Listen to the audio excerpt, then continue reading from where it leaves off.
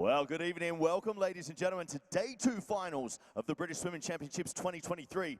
My name's John Mason. I'm going to be the host for the entire week down here in the studio, bringing you all the action. And I tell you what, it started last night with a bang. It's going to be an amazing week. Lots of fast racing and hopefully seeing a lot of these athletes get those qualification times and get on that plane to Japan.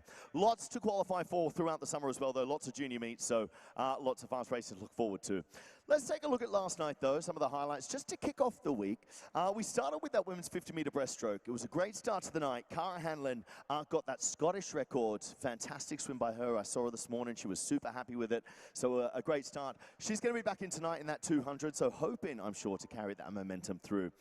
We then looked at the men's 50-meter backstroke. Oliver Morgan was a new British champion with that. Sebastian Somerset came in silver, and Cameron Brooker got that bronze medal. We then moved on to the women's 200-meter freestyle. Freya Anderson had a cracking race. Super fast, 0.03 off that qualification time. So really putting in a good effort in front of those selectors for those meets coming up over the summer. And again, someone else that was super happy with that swim. She was buzzing with it when she came down in here and had a chat with me in the studio. After that was the men's 400-meter freestyle. We had Luke Turley. He was our British champion in that one. He just beat our teammate from down there in Bath, Kieran Bird, for that silver, and bronze medal was Charlie Hutchison. It was then the women's 400-meter individual medley. Freya Colbert, our only athlete of last night to hit that qualification time. It was an amazing race. It was so fun. She looked so good, so strong out there, and she's going to be racing in the first race tonight, that 800-meter freestyle. So we'll see how she does there. We then finished off the night with the men's 100-meter breaststroke. James Wilby, of course, taking that championship title, that gold medal. Gregory Butler in the silver, and Archie Goodburn had an amazing day as well yesterday, getting that bronze medal. So that was last night, but of course, loads to look forward to this evening. Coming up this summer as well, it's not just the Worlds that are happening over there in Japan. We're having our very own on home soil. It is the World Para Swimming Championships, and they're coming to Manchester. So let's take a look.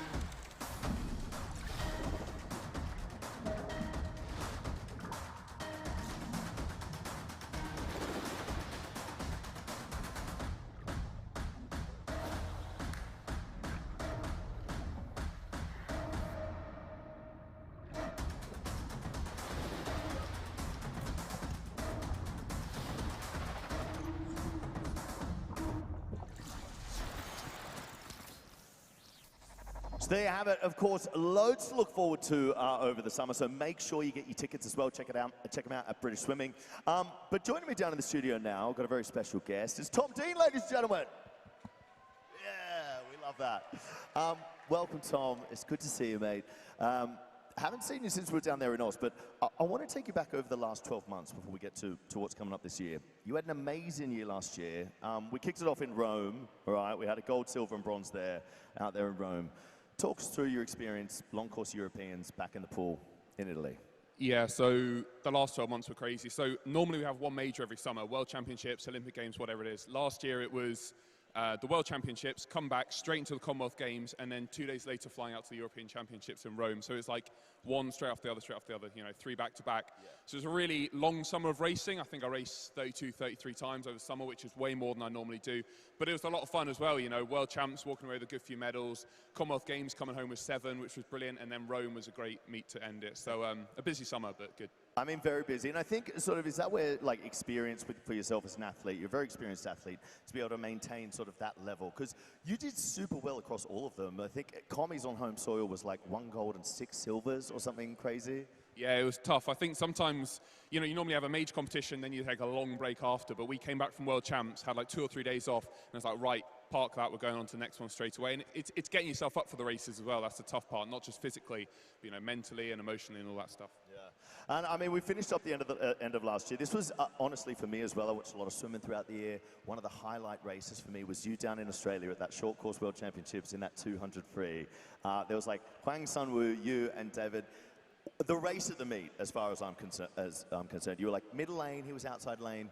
Tell us a bit about that one, because I never got to chat to you after that race. Yeah, that was a good race. So I was going in faster to the final. But obviously those two boys were on the outside lanes having their own little battle. And I remember coming down the last length and I just saw a bit of white water on the right and I was like, it's going to be quick, whatever it is. And then obviously he was a 1:39 and then me and David were 1:40s together. So I was really happy with the time, happy to get on the podium again. And it was the same three of us as Budapest. So the long course 200 free, the short course 200 free, we're both getting medals, all three of us. So yeah, it was a great race. And I feel like with something like that, right, you know, yourself is included in this pack. That was like a 2009 record, that minimum record or whatever. It's always amazing when they get broken, right? Because that were the days of the suits. So in an event like that, the times just keep getting faster and faster and faster. You're there with them. Olympic champion, your gold medals, Europeans, world level. Is that an amazing thing to sort of be a part of, seeing the sport be pushed forward like that? Yeah, the 200 free's been quite stable for a number of years, you know, at least since like 09, 2012, you know, 142, 143 territory. And then all of a sudden it kind of stabilized, 144, 145 was winning medals, you know, and then all of a sudden I started going 144s and people are going 143s and 142s. So the event's moved on, but, you know, it's exciting to be at the forefront of that and, you know, hopefully it brings everyone up with us. You know, it just happens to be the event that I do that's moved on loads in the last few years. But no, it's great to be in that mix. And speaking of, I know you're racing it this week as well. Let's bring it into this competition. How are you feeling as we head into the start of this long course season? Yeah, pretty good heading into this week. We've had a great block of training behind us. Like we were talking about earlier, Australia, 4 weeks out there, you know, warm weather training camp, and everyone in the squad's been, you know, hitting great times and gelling really well and stuff. So, you know, we saw Freya last night go 155, which was just insane, and what a great way to kick off the meet. So hopefully we'll be able to recreate some of those performances. To see. Well, I can't wait to see what you do, and I know on Sunday that 200 free is going to be happening. It's a stacked final as well. It's always fun to watch the Brits do that. But before I get you out of here, we ran a little raffle, so I'm going to get you involved in this. When some of our, you could buy, when you were coming in, our spectators, a raffle to be a part of a giveaway from one of our sponsors, Speedo, and I'm going to have you choose it, all right? So you're going to choose our winner, Tom. All right, team. And this is for? This is for a Speedo bag full of goodies. Right, the winning number is number 90. Number 90. Put your hand up if you got number 90. My eyesight's not good enough to see. I'm not spotting anyone. Listen, if you guys have number 90, head to the DJ booth. You got yourself a prize. You can thank Tom Dean for that one, and of course, our sponsors, Speedo. Thanks so much for coming down and joining me. Ladies and gentlemen, please give it up for Tom Dean.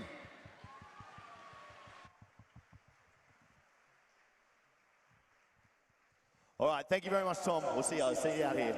All right, now before we get into tonight's action, let's say g'day. You don't have to sit around if you want to leave. you can leave if you want, mate. I'm not going to keep you there. Andy and Amy, you're going to be hearing a lot from these guys if you're on the stream at home. They're our commentators. Let's just bring you guys into this. Amy, last night, Freya, I have to mention it. It was your event. What's it like watching the youngsters come up? I mean, your English record still stood, but it's getting close. Yeah, just about. It was great to see both Freya and Katie there last night really push each other for really, really quick times in that 400 medley. They both took off 3 and 4 seconds off their personal best from last summer. So, yeah, really, really good to see. Amazing stuff. And, of course, Andy, tonight, more racing to look forward to. What's your pick? For those at home or maybe here in the venue, what's your pick? What's the one to watch? Well, there's quite a few really good races tonight, but John, I think the 2 backstrokes, the women's and the men's 100 metres backstroke, certainly from the women's side, Kathleen Dawson is back after some pretty serious injuries. She took a lot of time out last year, so great to see her back. Well, of course, our Olympic champion when she led off that relay in Tokyo against, well, one side of the mixed medley relay. She had a world champion men backstroker and then the world record holder man backstroker either side of her, and she was in the middle. Utterly brilliant race that was. But I'm also really looking forward to the men's 100 metres backstroke tonight, and Ollie Morgan, see what he can do, see if he can start getting in the mix again, because his heat this morning took him from something like 19th fastest Briton ever to 5th fastest. Can he go quicker? That'll be interesting with Luke Greenbank in there as well. Yeah, I think that's going to be a great race. That's certainly my pick of the night as well, that men's 100 back. It's going to be an amazing one. Well, thank you guys. It's going to be a lot of work for you tonight, but enjoy the show. If you're watching at home, you're going to be joining Andy and Amy. And of course, if you're here in the venue, it's over to John and Duncan. Let's get into tonight's race and have a good time. Don't forget to get behind your athletes, cheer, make some noise. Let's have a bit of fun. Why not?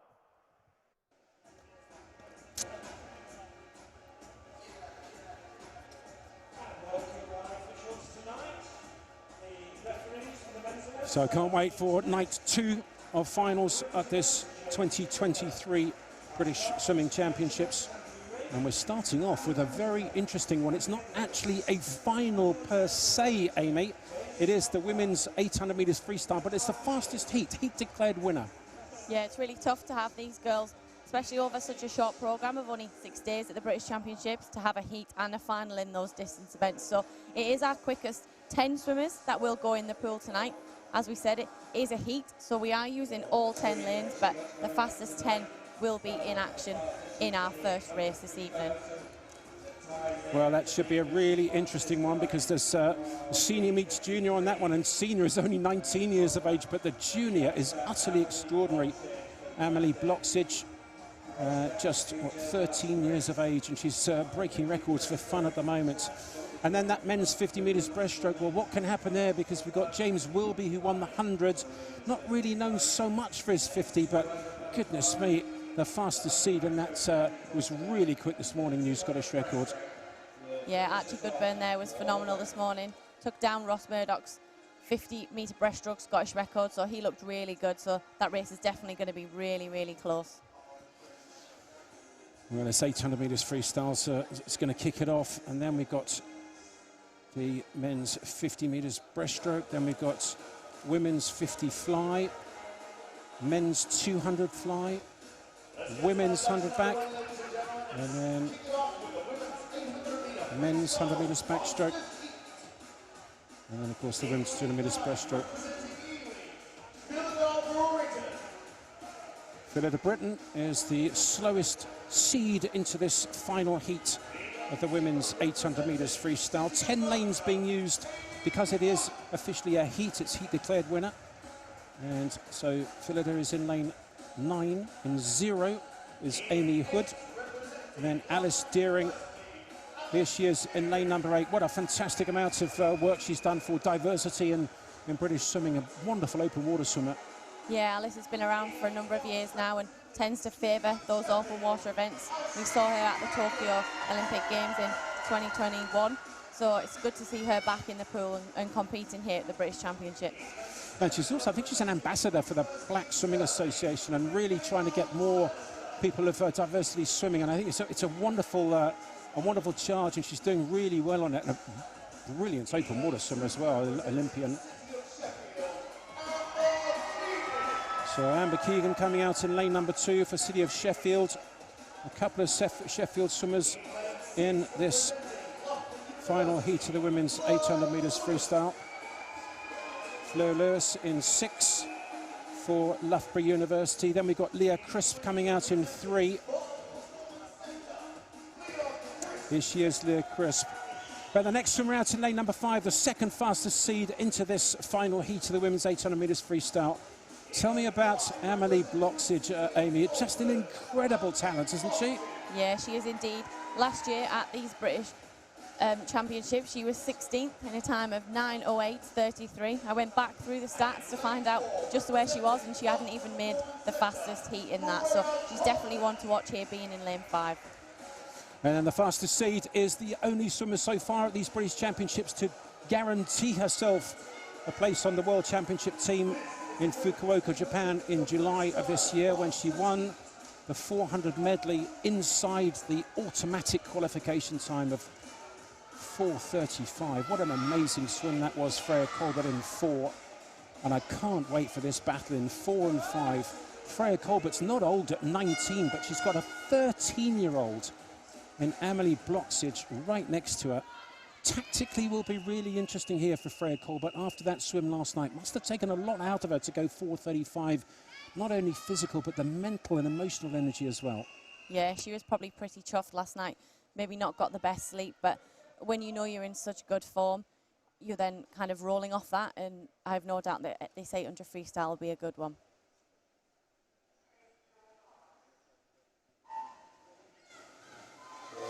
The final heat of the women's 800 metres freestyle. It is heat declared winner. And already we've seen an area that maybe young Amelie Bloksic can work on. That start didn't get quite as much spring, hasn't quite developed those spring muscles yet. And well, Freya Colbert, I was talking to her coach, Dave Hemmings, earlier on, and he says, just an absolute joy to coach this lady. Freya Colbert in lane number 4. Super talent, lovely stroke, really professional, working with a great group of girls that he's got there in that team now. But I think he's looking for her to really push the pace early and see what can happen. Just swim her own pace, not worry about everyone else, and just see if she can hang on, see if she can bring it through to a really quick time. And importantly, Amy, I think he was also talking about doing double distance. Her 400 medley probably her key event, and therefore if she can swim and get comfortable with the 800 meters distance, 400 becomes quite simple.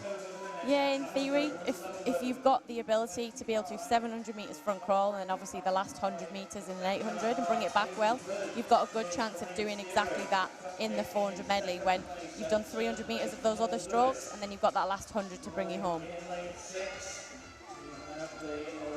Well, she started off well, and she's got maybe about a 3-metre lead already down this first 3 lengths. It's 16 lengths of the pool, this final heat of the women's 800 metres freestyle. And she's gone out quickly, 1:31. So she's going to be about 2:03, maybe 2:03.5 at the 200-metre turn, and that's going to be fast. The first quarter of this race, breathing to her left-hand side. Again, really lovely, rangy stroke, surfing off that front arm every single time the arm goes in. You'll notice, if you see an underwater shot, maybe her fingers aren't completely closed, a little bit open on the pool, coming into this 200 metres turn. Yeah, when your hands are really tight together and you're really tense, you obviously then tense through the whole of your body, through your shoulders, and obviously that core in the centre. So you want to be nice and relaxed, and having those hands and those fingers slightly apart just means that you can get a better grip on the water and you get a little bit more of surface area every time you pull. So Freya Colbert leading down the first 250 metres of this, the final heat of the women's 800 metres freestyle. Colbert's in 4, and then, well, pretty even 4 swimmers in lanes 3. That's Leah Crisp. 5 is Amelie Bloksic, 6 is Fleur Lewis, and 7 Michaela Glenister. And those 4 lead the chasing pack. Well, Freya Colbert's gone out pretty fast down this first 300 or so, but I get the feeling she's not necessarily broken the field quite yet. Yeah, I think her personal best time here in the programme is 8:37.5, so she's more than capable of breaking that time, and I think that's what she's after here in this 800-metre heat declared swim tonight. And 3:09.24 she turns there to 300 metres, so she's on good form. She's holding pace there from the second 100 to the third, so it'll be interesting to see if she can keep this up. Well, that was a 65 for that last 100 metres, so she's just slowed up a little bit down that last, the third 100 metres of this 800 metres freestyle. And, well, she'll have 9 lengths left at this turn. Colbert over first, and then this chasing pack still all in a line. Look at this. Leah Crisp is closest to us in 3, Bloksic in 5, Lewis in 6, Glenister in 7. She looks pretty comfortable at the moment, but again, she's not dropped the rest of the field. She was about 5 metres ahead, and she's still pretty much about 5 metres ahead coming to this halfway turn. Yeah, I'd like to see Freya in particular, if she's working on that 400 medley pace, to be able to hold that, so this consistent 65, 65, and if she can do that, then she knows she's in good stead for the 400 medley. So 4:14 there, she turns at the halfway mark. Fleur Lewis in 4:18 there, she's just in second, with Amelie Bloksic there in third, 4:18.62. So pretty good leading pack. So she's just gone a 65.5. She was 65.0 on the previous 100, so just losing a little bit of pace, but not a lot.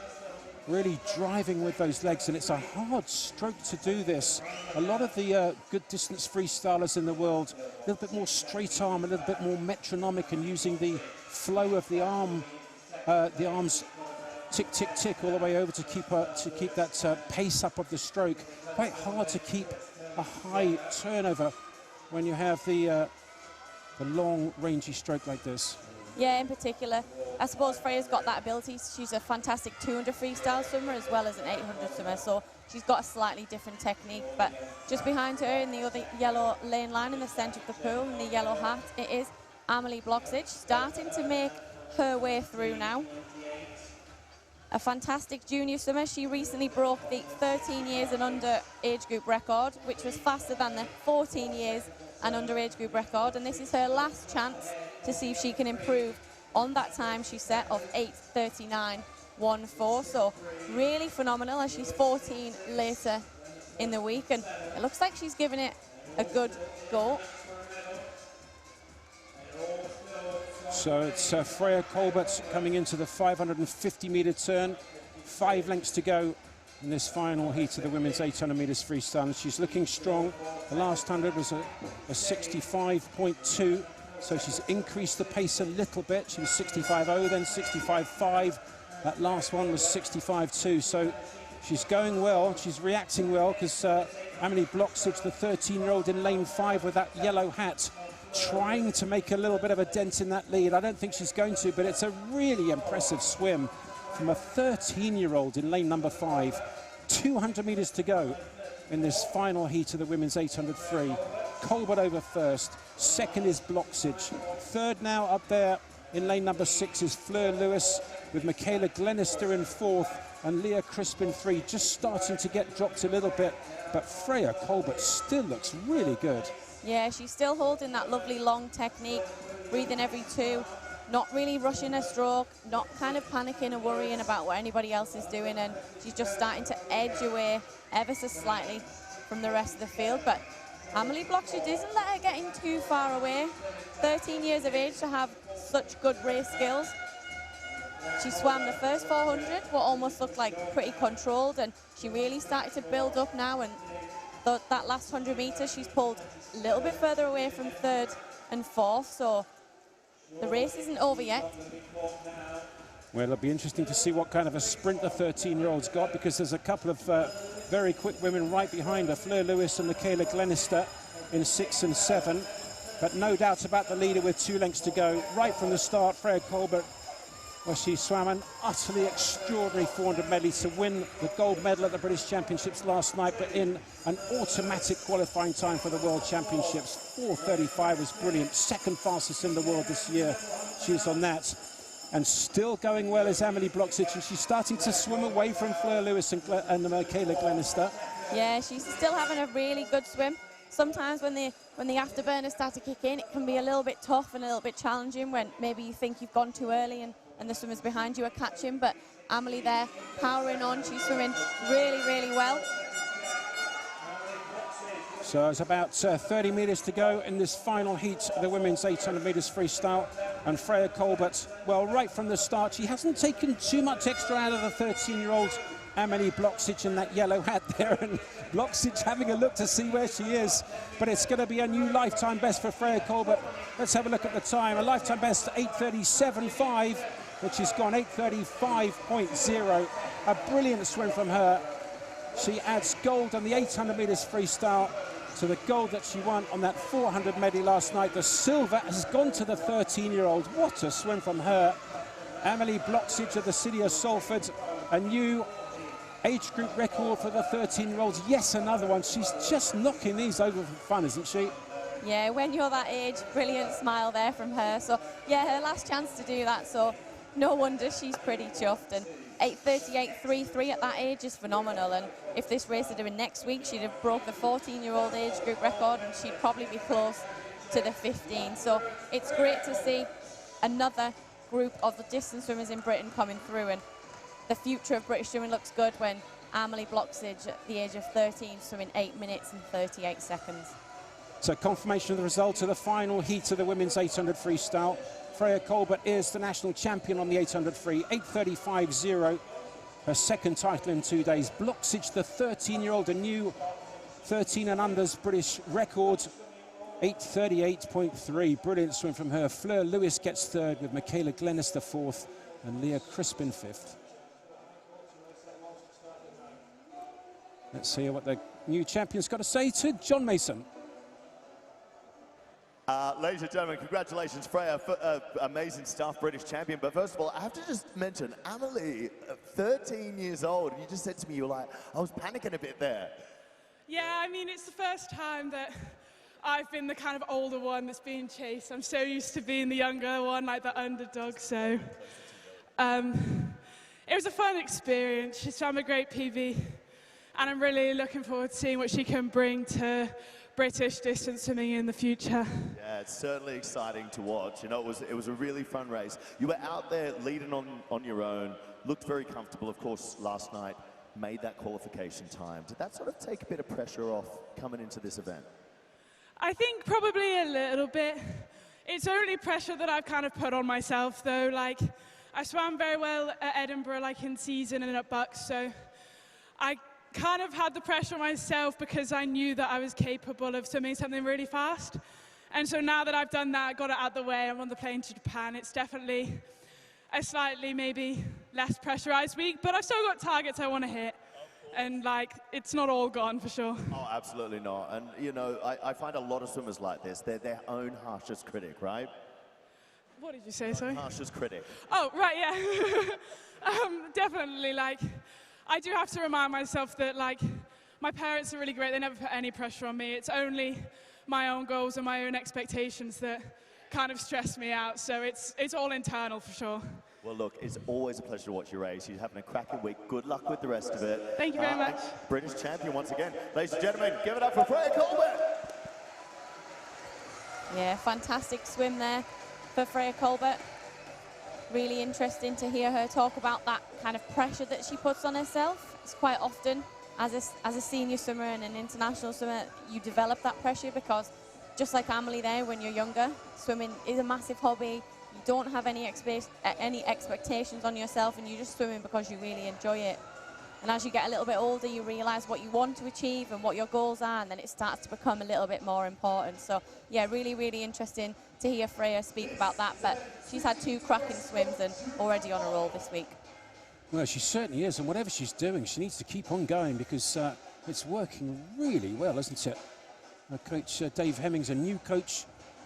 Of course, she's out of Nova Centurion, I think, wasn't she, until very recently, Freya Colbert? Yeah, I think so, and obviously they had a really strong programme. They've always had a good group of distance athletes. Obviously, Rebecca Ellington came from that programme, and I think when you're a younger swimmer and you can emulate some of the success of somebody in your club or somebody that you know, it just makes you want to do it that little bit more. So, yeah, as I said, a great swim from Freya there, and not known for her 800 freestyle, but to come away as the British champion, the winner of that in a new personal best, she was fab. Well, straight on to the men's 50 metres breaststroke, the first finals, the junior final. Elliot Woodburn of Millfield School in lane 4 is the fastest seed.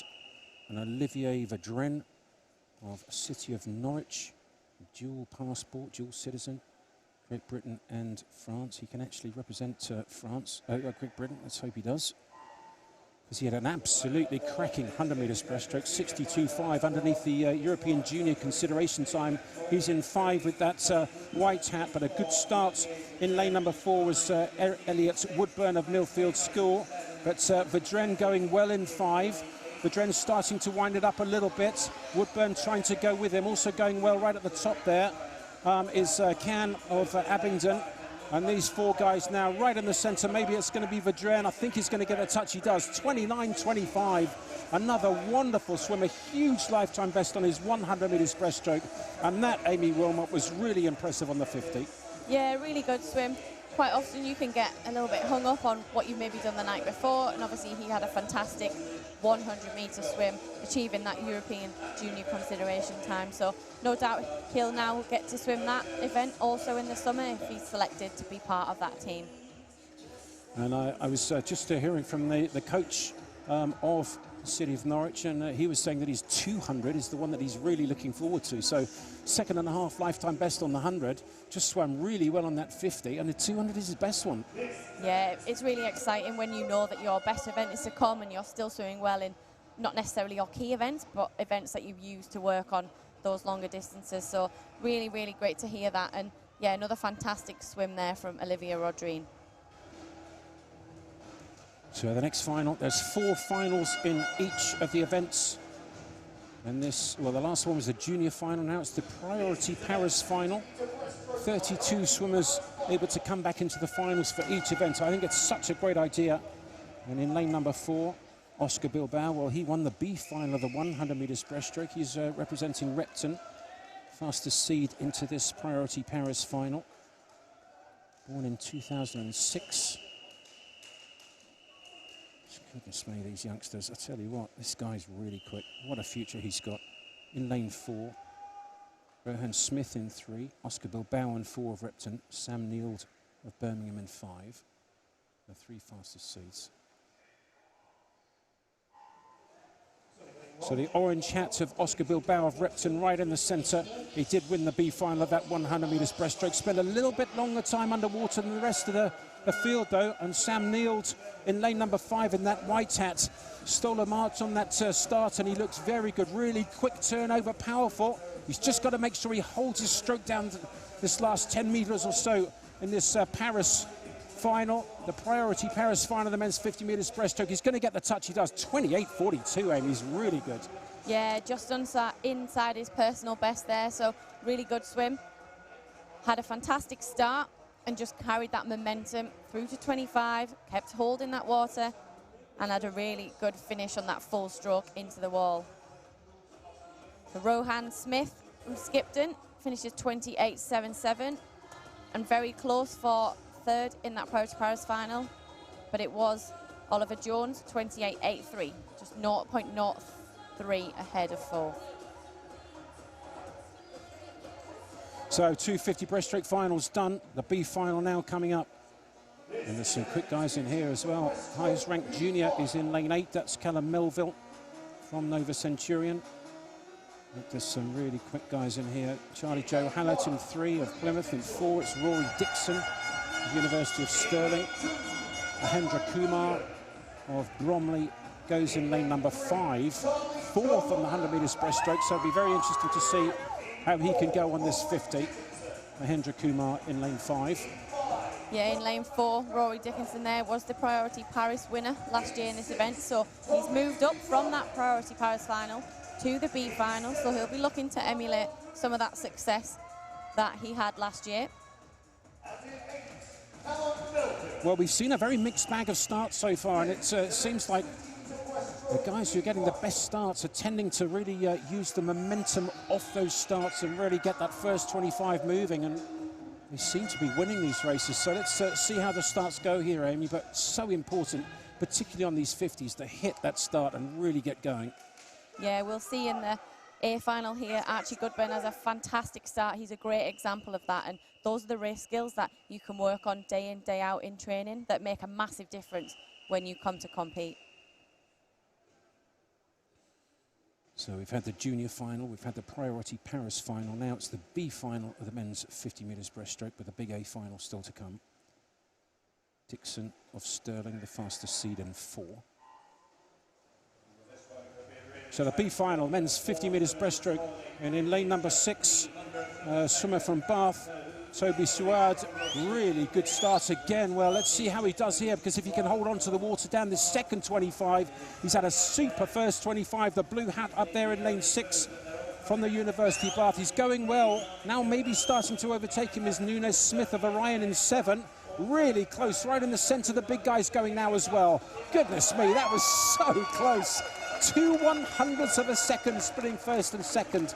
Charlie Joe Hallett of Plymouth winning it in lane 3 from Mahendra Kumar of Bromley, 2/100ths of a second behind him in lane 5. Yeah, and a personal best swim from him there, so you can't ask for much more when you come to the British Championships. That's often your aim. If you're close to one of those times, obviously that's fantastic, but you want to be here and just keep on improving, and to have another 0.3 second of a PB is fantastic for Charlie Joe Hallett there. So Charlie Joe Hallett, but he timed it perfectly. He was decent, I would say, probably to about 15, 20 meters, and then just started winding it up. Really made sure he accelerated into the wall. And I think you were talking earlier, Amy, about making sure that it's not necessarily winning the races at the start, but it certainly is winning the races at the finish. And what a great proponent he was there. Yeah, exactly. And especially in those 50 meters, the start helps massively. But if you've got the world's best start, but you can't hang on to that down that second 25 of the race, it becomes pretty challenging when you're just revving and not holding lots of water. So really, really important to be able to work all components of that 50-meter event, because you can't afford to slip up anywhere. Oh, I can't wait to watch this final. Archie Goodburn, what a swim he had in the heats. A new Scottish record he set. Became the third fastest Brit in history, behind Adam Peaty and James Wilby. Well, Wilby's in 5, but Archie Goodburn only 3/100ths of a second outside of James Wilby's lifetime best, and that was in the heat this morning. What's he got to do between the heat and the final here to make sure he progresses and goes even faster in this final, Amy? A lot of the time it's about that rest and recovery. Sometimes when you swim well in the morning, you get a little bit excited and you maybe can't calm down, but you've just got to do all those things that you know you should between a heat and a final. So get back, rest, get your legs up, have a good meal, and then just come back in the evening really chilled. Well, Greg Butler in 3, just missed going under 60 seconds on the 100 metres breaststroke final by 3/100ths of a second. Here is Great Britain's Olympic silver medalist. Swam the breaststroke leg in that mixed in the men's medley relay at the Olympics, and then in the final, Adam Peaty went on to take that breaststroke leg, and the team got silver. So Wilby, Commonwealth champion, Olympic silver medalist, won the 100 last night. But Archie Goodburn, the new Scottish record holder on this 50 metres breaststroke, a bronze on the 100. Can he go sub 27? I'd love to see that. Yeah, I think he's capable of it. He looked so controlled this morning.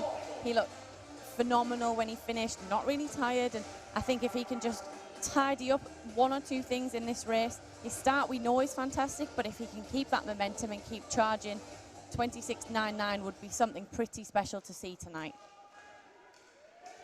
The light white suit there of Archie Goodburn, the fastest seed from Edinburgh, going in lane number 4 in this final, the big final, the A final of the men's 50 metres breaststroke. 1 lane up from him in lane 5, the 100 metres champion, James Wilby, and 3, Butler of Loughborough.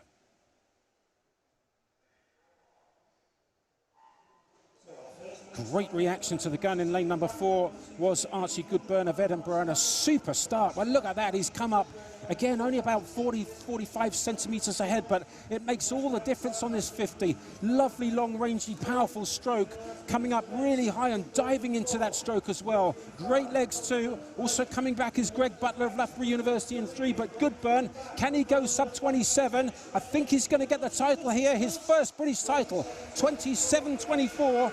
Just outside by 5/100ths of a second, that Scottish record he set in the heats this morning. But his first ever British national title. He's won it in the 50 metres breaststroke, and he's taken some big scalps there, including James Wilby. Yeah, really, really good from him. As James said yesterday, the future of breaststroke swimming is in some of these younger swimmers, so it is in Archie and Greg. And to see him this morning step up and swim so well, break a Scottish record after last night was really, really impressive. So James Wilby there finishes in 2nd, ahead of Greg Butler in 3rd. So those 3 boys just mixing it up a little bit on the podium tonight. And Goodburn winning by 0.38 of a second on a 50 metres. I mean, that is a country mile, Amy, on a 50, on a sprint. 0.38, huge.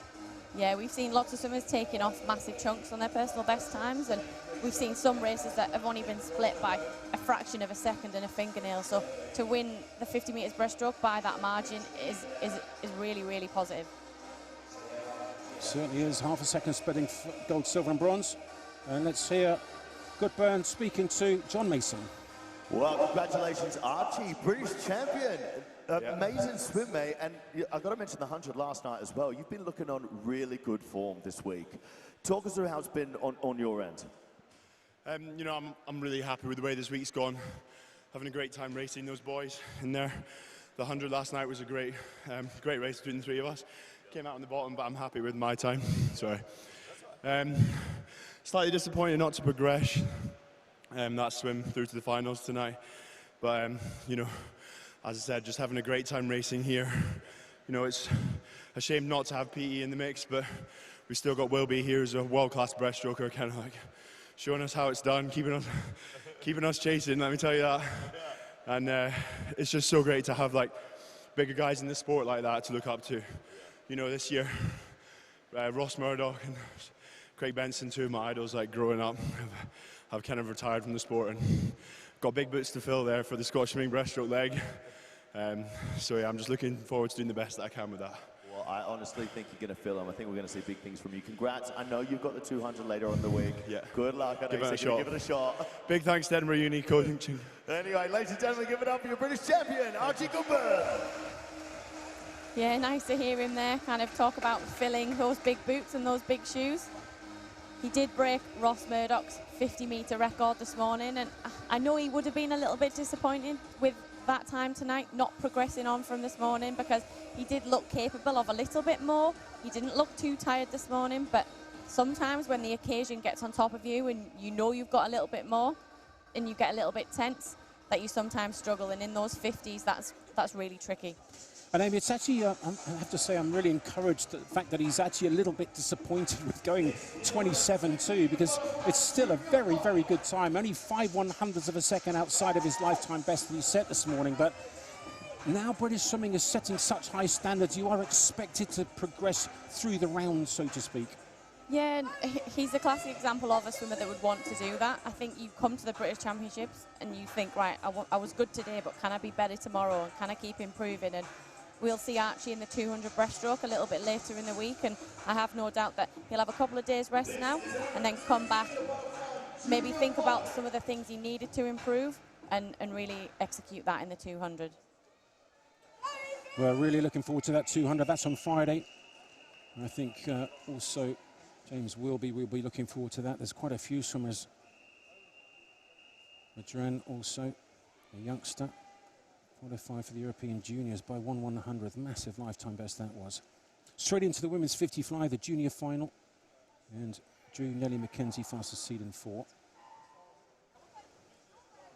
So 50 meters butterfly, 4 finals. This is the junior final, then there's the priority final, then there's the B, and then there's the A. And right at the top there, Josephine Klein of Mount Kelly. Really good first 25. And if she can keep this going, this will be a super swim. Also going very well in lane 5. Second Mount Kelly swimmer, Erin Little. And Little's going well, so the 2 Kelly swimmers in 5 and 8. Looking really good. Also coming back now a little bit in 4 is McKenzie. Who got the touch? It was Drew Nellie McKenzie, but by 1/100th of a second from Erin Little of Mount Kelly in second. 28.04 to 28.05. Yeah, really, really tight finish there, and it's super important when you're thinking about those finishes and finish on that full stroke, that 0.01 can make all the difference. And Josephine Klein there in third, still very close, 0.05 splitting her, and then another 0.01 behind that was Evie Float, so only 0.7 splitting those first 4 swimmers, so very, very fast indeed. Season's best for Erin Little in second, lifetime best for Josephine Klein from lane 8. Great swim from her. I've been really impressed with the volume of lifetime bests here. British Swimming senior management almost expect and demand season's bests if they can get them, but to put in lifetime bests at this British Championships don't often get a really great conversion rate. It's generally, what, 25% or so, 20%? It's quite low. I don't actually know, I've just made that up, but it is low. I think the Olympic Games, only 20% of swimmers do a lifetime best.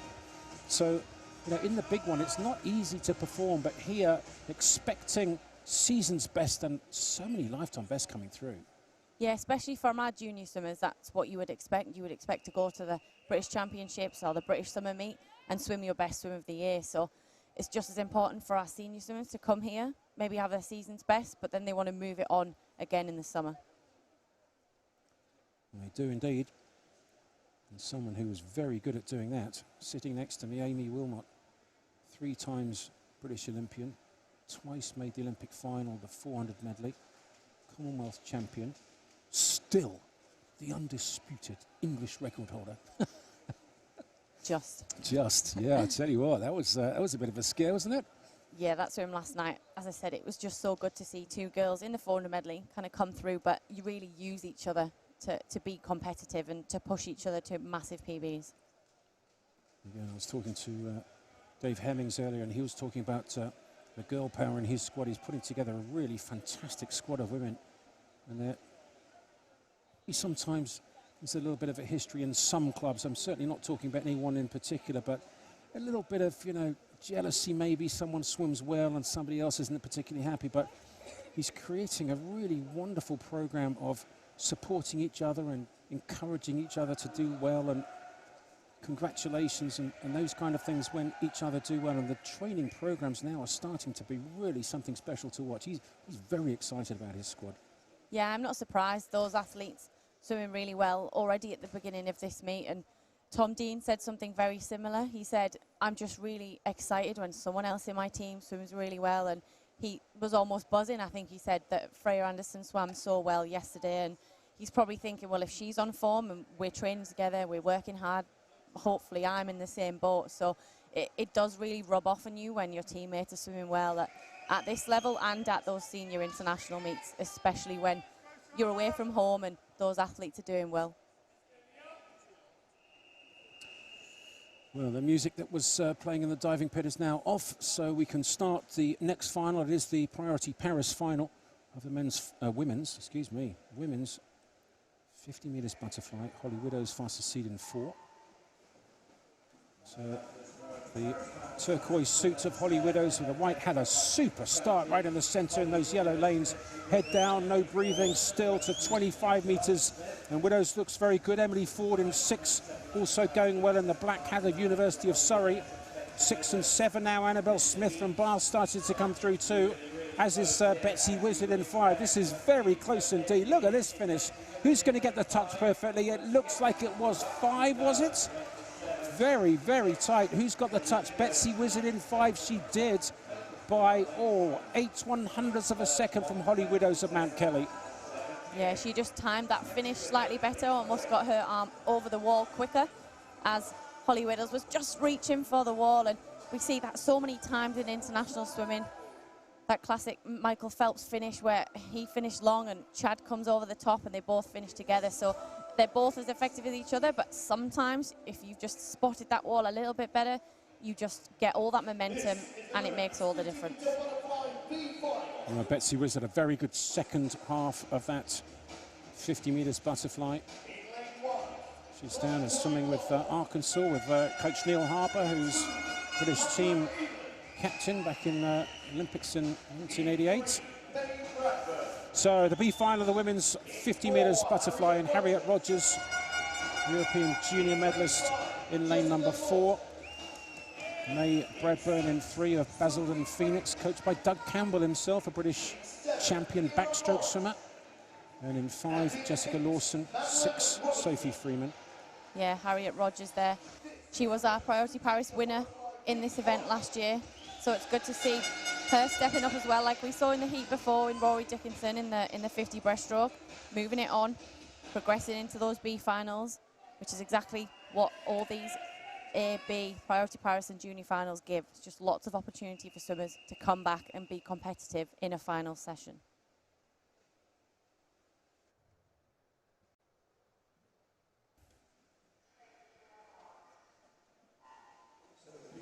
The B final, the women's 50 metres butterfly, Harriet Rogers of Loughborough University is the fastest seed in lane number 4 in that black suit and the black hat, and she's probably had the best start, but also pretty good up the top there in lanes 7 and 8. That's Morris and Robertson. And with about 15 metres to go now, really tight. Look at this, all in a row. Goodness me. Who's going to get the touch? Well, right at this point, 10 metres out, you can spot the wall and see if you can make sure you finish right on the end of a stroke. Wow, so close. 9/100 split 1 and 2. 5-100 split 2 and 3. Harriet Rodgers gets the touch from Jessica Lawson in second and Sophie Freeman third. Yeah, Harriet there setting a new lifetime best by 0.01 of a second, but sometimes that's all you need when you're looking for just that fraction here and there. And Jessica Lawson finishes second in our B final, 27.30. And Sophie Freeman there started in lane 6, another personal best there under her 27.5 mark. So really good swims from those 3 girls. This is the women's 50-meter butterfly final. So the first 3 finals are done, the junior, the priority Paris and the B finals. Here are the swimmers coming out, the 8 swimmers, the fastest 8 swimmers in Britain at the moment on the women's 50 metres butterfly. And Lucy Grieve of University of Stirling, 8th fastest into this final with Yasmin Perry in lane 1. So those 2 guys on the outside. Fastest seed is Sophie Yendel of Deventio. And now the 5th fastest British swimmer of all time is Sophie Yendel in lane number 4. The British record still held by Fran Housel, which she set at the Commonwealth Games back in 2014, 9 years ago. Yeah, there are some long-standing British records, and that one in particular is pretty fast. It's 25.20, so she's got a little bit of work to do if she's going to get down to that, because it is phenomenally quick. Well, quite a lot of work, isn't it? It's 1.1 seconds to get down to that. Don't expect her to do that, but certainly be great to see her pushing the 26 barrier. 26.39, she set a lifetime best to qualify for this final and fastest. So here's Jessica Calderbank, the 3rd fastest seed coming into this women's 50 metres butterfly final. She's in lane 3. Georgia Pryor was in 6, with Eva Acaro in 7, the 16-year-old. Now, Harriet Jones, the defending champion in this 50 metres butterfly for women, and she's going to have some work to do if she's going to defend that title, because Sophie Yendler was very quick in the heats this morning.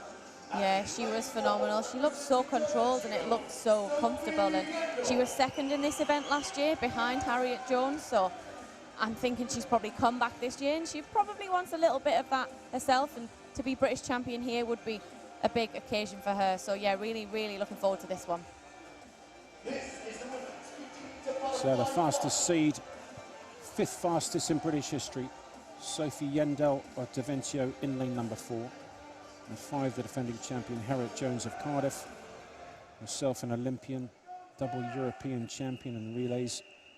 She's in 5 in that black suit and the blue hat of Cardiff. But Yendel in the white hat there in the centre, the fastest seed and the favourite for this British Championship final of the women's 50 metres butterfly.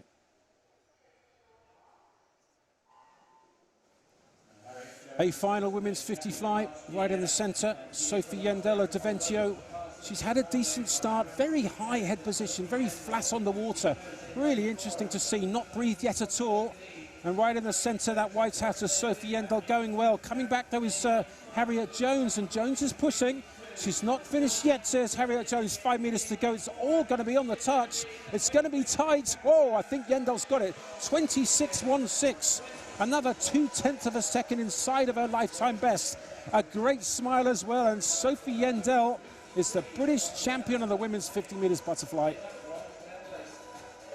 Yeah, she's corrected that silver medal she won last year, and she's come this year, and she is now our new British champion. But not necessarily the quickest reaction time off the block. I thought, oh, she got left behind a little bit, but her underwater work was really good. She came up to that, nearly at that 15-metre mark, and she just really accelerated throughout the length. Very interesting head position as well. It's very high, but looking down all the way through. But it's very effective for her. And Sophie Yendel, a new British champion on the women's 50 metres butterfly, 26.16 won it.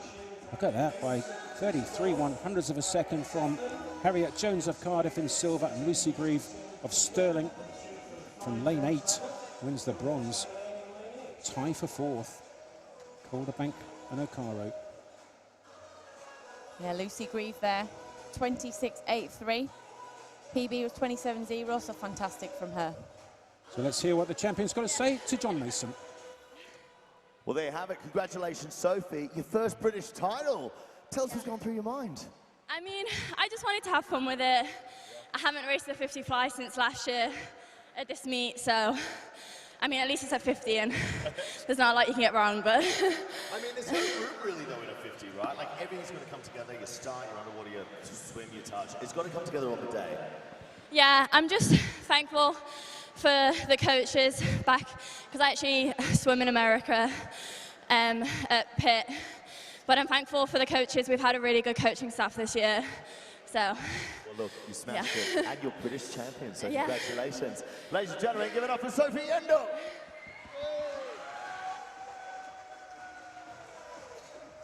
Yeah, interesting to hear her say that there's not a lot wrong, that you can get wrong, sorry, spit my words out, in a 50-meter event, but it is so important to get those tiny things right, because if you make one mistake, especially at the international level and at those major events, you can go from being first ranked in lane 4 to finishing 8th. So it's super important that they are rehearsed and they are worked on, because they make all the difference. And you did pick up on the start there. I mean, she swam very well. She is British champion, and it went well. But I wonder whether, I mean, she's what, 19/100ths of a second away from 26 flat. So 0.2, and she can go a 25 points, and that would be a super swim, a real world-class swim. So I wonder whether she'll. Will she look at a video? What will she do when she's finished and review that swim? Yeah, she'll have had her coaches on poolside, probably maybe taking splits, taking her rates, so working out how quick her arm cycle was, and there'll be something that she'll maybe look at and think, oh, I can improve on that. And yes, she had a fantastic swim. She is our new British champion, but I think there's a tiny bit more from her in there. Well, it's certainly exciting. She's strong, she's powerful, she's got a super approach to it, great stroke. And interesting to say there's not too much that can go wrong, I have to say. I think it's, I could list a fair few, but it definitely worked for her. Sophie Endell, the new British champion of the women's 50 fly. So straight into the men's 200 metres butterfly, the junior final. Albert Branch of Sevenoaks, the fastest seed in 4, with David Annis in 3. Well, David Annis, I think, is also in the 100 metres backstroke coming up in lane number 3. So he's got a 200 fly, then the 100 backstroke. What a double that is in one session. Yeah, and he's already had an absolute fantastic day. This morning, he came in with an entry time of 2:10. That was his previous best, and he swam a 2:06.86 to make it back in this junior final. So he's already taken nearly 4 seconds off his personal best, and I wonder if he's got that little bit more. But with having that 100 backstroke, it might be in the back of his mind, because that is a tough double with not a lot of time between both of these events. So David is in lane 3, and that blue hat just next to the yellow line, just one lane closer to us from the red hat of Albert Branch of Sevenoaks. And right at the top there in lane number 8, Tom Robertson of Aberdeen may be leading down this first 100. It's pretty close. It is just Tom Robertson, 59.21. From Albert Branch, 59.22. 1/100 splitting these guys up in lane 8 to lane 4 at the halfway mark of this, the junior final of the 200 fly for men. Yeah, there's just a fingernail in it, and especially in the 200 metres butterfly, it's all about who's gone out the most controlled, so not necessarily the fastest, but who's got that little bit left in them as they come into this third 50 turn. You want to be accelerating off that wall, trying to hold your breath and hold that kick count and really get out down that second length, that last length. Well, Tom Robertson did a really fabulous third 50 there, and good discipline. He's going head down for a stroke and then head up. 2 strokes, no breather. That's really good. Can he hold on down this last 50? He's looking good at the top there. Coming back is Albert Branch of Sevenoaks in the red hats. Also charging back is Arch of Cardiff in 7. But Tom Robertson, I think he may well hold on. It's painful now inside this last 10 metres. Oh, my goodness me. Come on, he's going nowhere. Oh, just did he get the touch? Second in the end, 2:05.94. And Kodaka of Leeds winning at 2:05.65. But the pain inside that last 15 metres for Tom Robertson. A really gutsy swim. Well done to him for going for it. But my word, I could feel the pain on every single centimetre. Yeah, exactly. it's so tough if you mispace that and you just go out that little bit too quick that you really, really suffer. But saying that, his PB coming into the meet was a 2:07 and he's just gone 2:05.94. So regardless of it hurting a little bit, he's had a brilliant swim. Well, we can quite honestly say he left nothing in the pool on that one. He gave absolutely everything. Well done, Tom Robertson. He was second. A winner, Korosh Kodaka of the City of Leeds, timed it perfectly. Some really interesting swims in that first final, the junior final. Next up is the men's priority Paris final. Swimmers can qualify if they're age 2000, born 2000 and later. And they're really all about practicing your arena skills here. Come in not only in the actual race itself, but all the way through the whole meet. The way that you approach the pool to start with, how you do your dryland warm-up, your stretching, then you get into the warm-up, mental approach. So many wonderful, big Olympic medalists, Olympic champions around the pool in Great Britain at the moment. Watch them all and see how they do it. Isaac Dodds of Bath, the fastest seed in 4 in this Priority Paris final. So the blue hat right in the centre in those yellow lane lines is the fastest seed. That is Isaac Dodds of Bath. One name up from him is Joseph Stout of City of Salford in the yellow hat. Maybe the fastest seed is James Shevchenko in lane number 3 from the Royal Wolverhampton School. Yeah, lane 3 there from Royal Wolverhampton School. Had a really good start. He's had a series of successful junior meets. A lot of good juniors come from that programme at that Royal Wolverhampton School. So we've had Matt Richards, we've had Alice Deering. So he's another one of those athletes that's come from that programme as a really tough swimmer. But going well in the centre of the pool, it is Isaac Dodds. 800 metres freestyle swimmer, he swims 200 butterfly, 400 individual medley. So he's got that tough background and he's probably believing a little bit in himself as he goes down this first 100 metres. I mean, I wouldn't mind seeing him not breathe on the first stroke out of the turn. Let's see what he does here. He's done a very good first 100 metres as Isaac Dodds of Bath right in the centre. See if he breathes off the water. He does straight away. Just a little bit dangerous because if he's following waves, the waves behind these swimmers, if you then swim into it off the turn, you can very easily catch a crab and take a mouthful, and a lungful really, really hurts. Yeah, and it also slows you down a lot because you lose that momentum. Super important if you can, and it is a very tough skill to learn, master. If you're doing it in training, you might go 3, 4, 5 kicks, come up, keep that head down on the first stroke and breathe on that second one. So 50 metres to go in this men's priority Paris final of the 200 butterfly, and starting to take over now maybe is James Shevchenko of the Royal Wolverhampton School in 3. Also going well is Joseph Stout of City of Salford in 5. Shevchenko in 3, Stout in 5, Dodds in 4 in the middle of those two, but Shevchenko holding stroke very well. Stout coming through in the yellow hat in the centre, and this is a good swim. 2:03.40 is his lifetime best. 2:03.4, he's just gone 2:02.5. Well done, Joseph Stout, that's a great swim. Yeah, he looks really, really happy with that, even after 200 metres butterfly, so great to see that. Gutsy swim. Didn't get too carried away at the beginning, just kind of held his own pace, but he really, really worked that last 50 metres, so finishing very, very strong. And as we've said, those swimmers that can finish the strongest are quite often the swimmers that'll get their hand on the wall first. So brilliant swim there from him, 2:02.59. So Joseph Stout wins it, 2:02.59. Shevchenko second, Isaac Dodds third, and Toby Robertson just 0.2 of a second back in 4th place in that Priority Paris final. 2 men's 200 metres butterfly finals still to come, the B final, and then of course the big boys in the A final. It's probably fair to say, Amy, that this is an event where some of the really big guys from recent past have recently either decided not to swim or have retired, and so changing of the guard and doors really open for a new British champion on this 200 fly. Yeah, we see that quite often across lots of nations. You have really, really strong events. We know that the men's 200 freestyle is super strong in this country.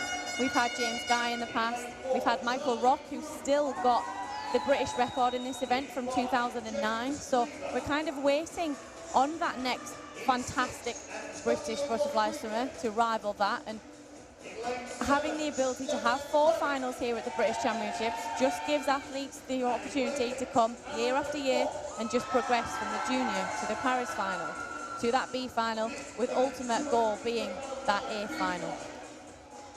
Well, we've certainly had some great swimmers in the past. James Cleaver in lane 5, Charlie Broom in 4 is the fastest seed into this B final of the men's 200 metres butterfly. Of course, Great Britain's Steve Parry winning a bronze medal at the Athens Olympics in the 200 fly in the semi-finals, took on Michael Phelps and beat him. That was something special. So, B final, men's 200 metres butterfly. Charlie Broom of Leeds in 4, fastest seed. 18-year-old James Cleaver of Beckenham in 5. The yellow hat of the City of Leeds, right in the centre, is the fastest seed. It is Charlie Broom, and he's had a decent start. 1 lane up from him, the black hat of Beckenham's James Cleaver possibly had the best start, but we've talked a lot about easy speed. Easy speed, easy to talk about, Amy, but on a 200 fly, not necessarily that easy to actually enact in the pool. No, it isn't at all. Easy speed is about trying to stay nice and relaxed, but go out quite fast, which sounds a little bit counterproductive, but splitting their 26.40 is a pretty good opening 50, but you just want to make sure that it hasn't cost you too much so that you're not really hurting on that last 50. And right at the bottom of the picture here is Rhys Edwards of Swansea University, and the 2 outside guys going well. Aaron Fox of City of Sheffield at the top there in the red hat. But Rhys Edwards, another one of this Swansea University contingent, and the Baker family doing a super job of coaching them. Haley, the coach of Rhys Edwards, and he's looking good down this first 100. Now let's see what he's got. He's starting to try and make a move. He's going early, but he looks good, Amy. Yeah, he does. He's keeping that chin nice and low to the surface when he breathes. So although he is breathing every one, he's not wasting lots of energy.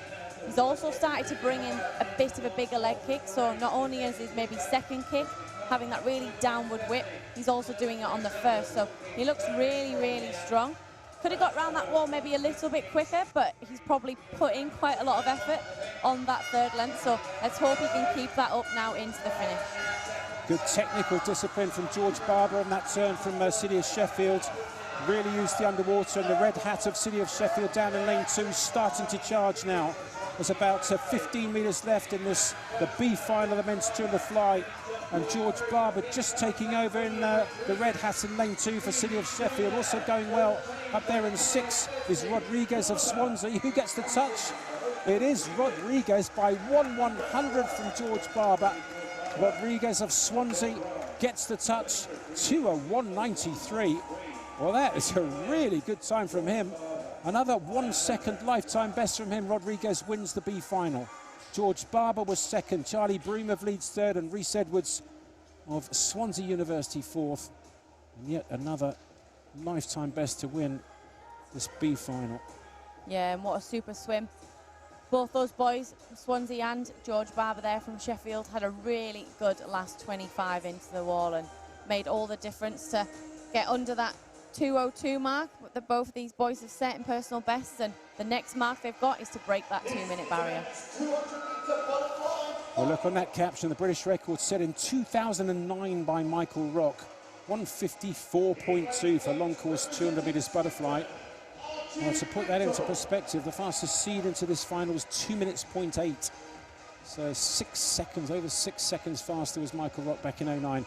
He did have those shiny suits that have since been banned, but that record, well, it stood for a long, long time. I thought James Guy might get it, but he hasn't done so far and seems to be now choosing not to do the 200 fly. I've got to say, one sensible decision there, surely.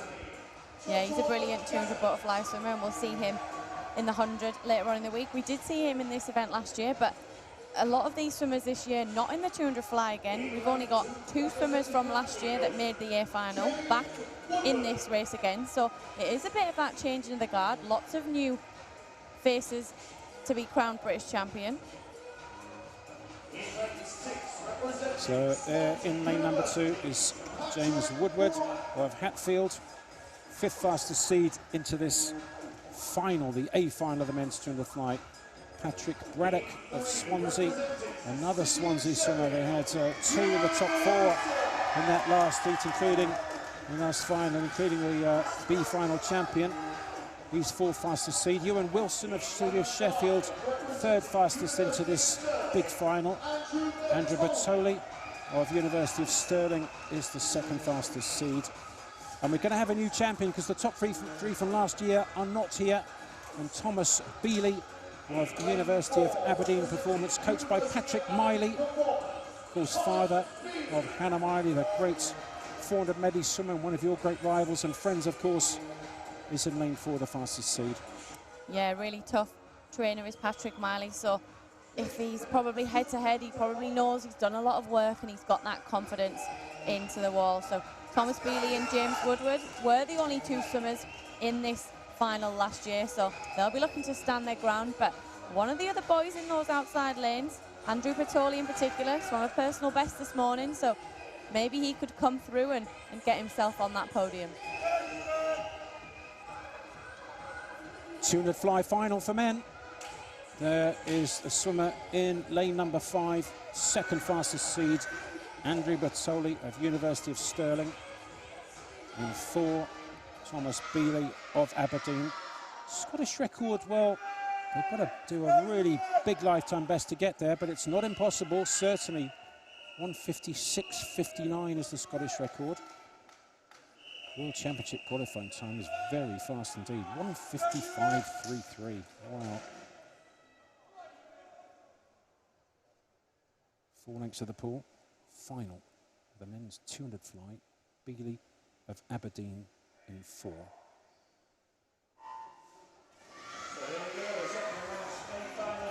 The big final, the men's final, the A final of the 200 fly.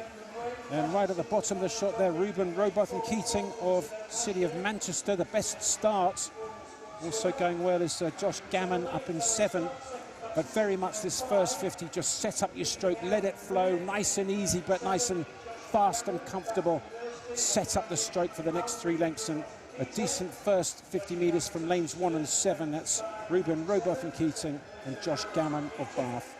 Yeah, and Ruben here in this 200 metres butterfly is looking for that European junior qualification time of 2:01.55. So his personal best is just outside of that.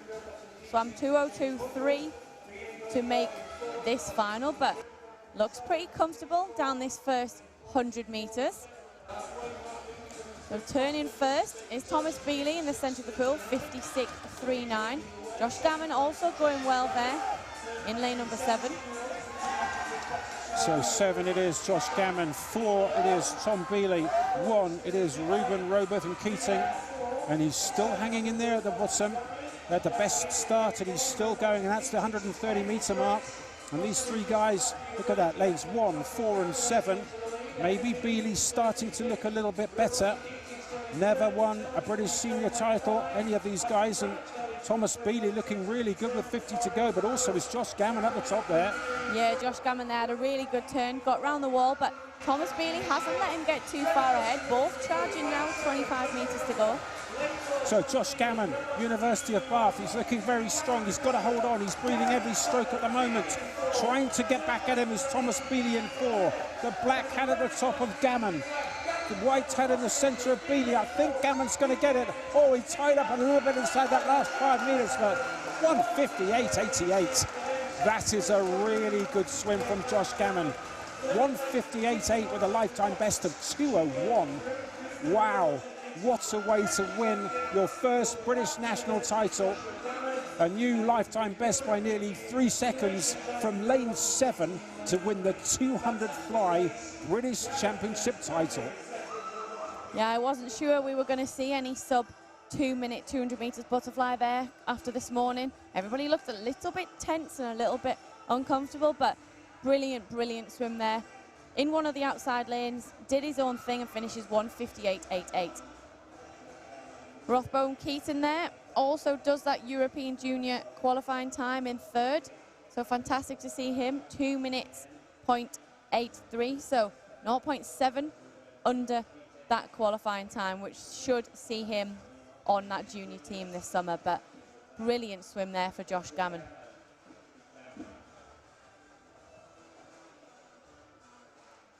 So the consideration time, well, it's a really quick time for the Senior World Championships, 1:55.33. He went 1:58.8, so just outside of that, but a 3-second lifetime best. Let's just put that in perspective. Lane 7, 4.5.36.27, qualified 6th fastest for this final.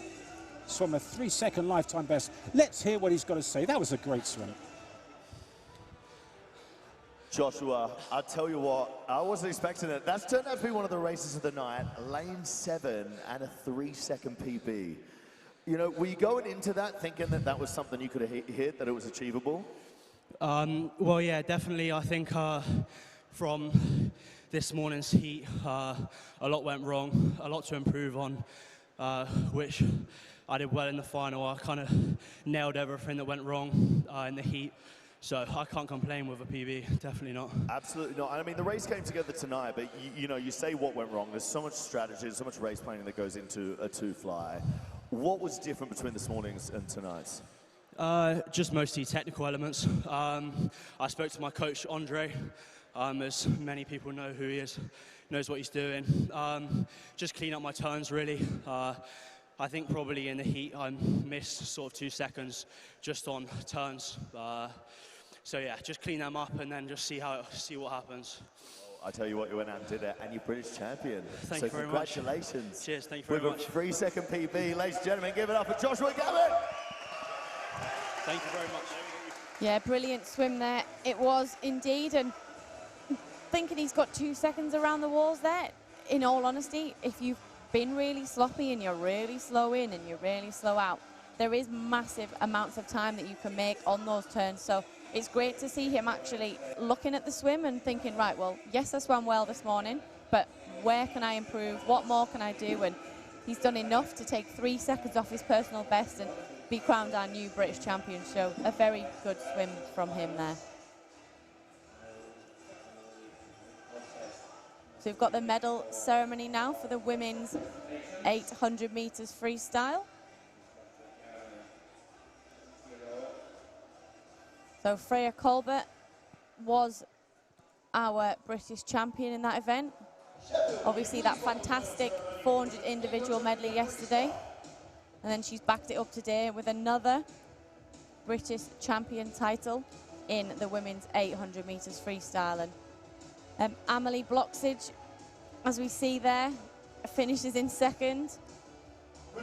So another fantastic swim from her. Well, it was an amazing swim, wasn't it? No doubt about the winner, Freya Colbert. She took it on really early, set out her race strategy and swam it well. But the bronze medal on this women's 800 meters freestyle, it was a heat declared winner, so that final heat getting all the medalists. Fleur Lewis of Loughborough University getting the bronze, 8 minutes 40.14. 3.5 second lifetime best for her.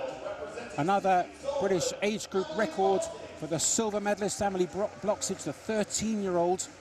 She's not 14 until this weekend. Look at that, what a talent. 8:38 for a 13-year-old, Amy, 13.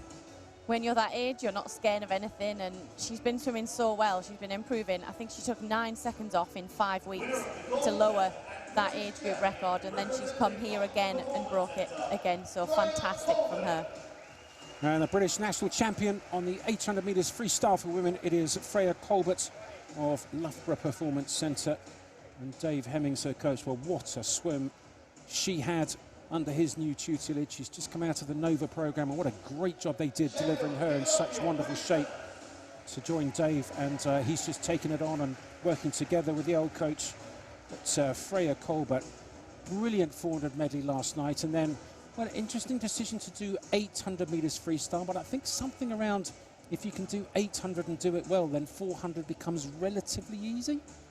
Yeah, she's a fantastic swimmer, and she's a really good freestyle swimmer. So the 200 didn't fall well with her 400 individual medley. So I think Dave was thinking, well, why not get in and practice some of those skills in the 800, as there's nothing else you've got today, and 400 medley swimmers are renowned for being tough. So exactly her thought process. So straight into the medal ceremony, men's 50 metres breaststroke, and the silver medalist on the 100 is now the bronze medalist on the 50. That's Greg Butler of Loughborough University. And the gold medalist on the 100 is the silver medalist on this 50. It's James Wilby, not his preferred event. He much prefers going up from the 100 rather than down. Yeah, sometimes I think if you're 100 and 200 swimmer, if you just mispace anything, maybe get a little bit scrappy, it doesn't go the way you want. But here we have the classic example of somebody who nailed every single aspect of his race today.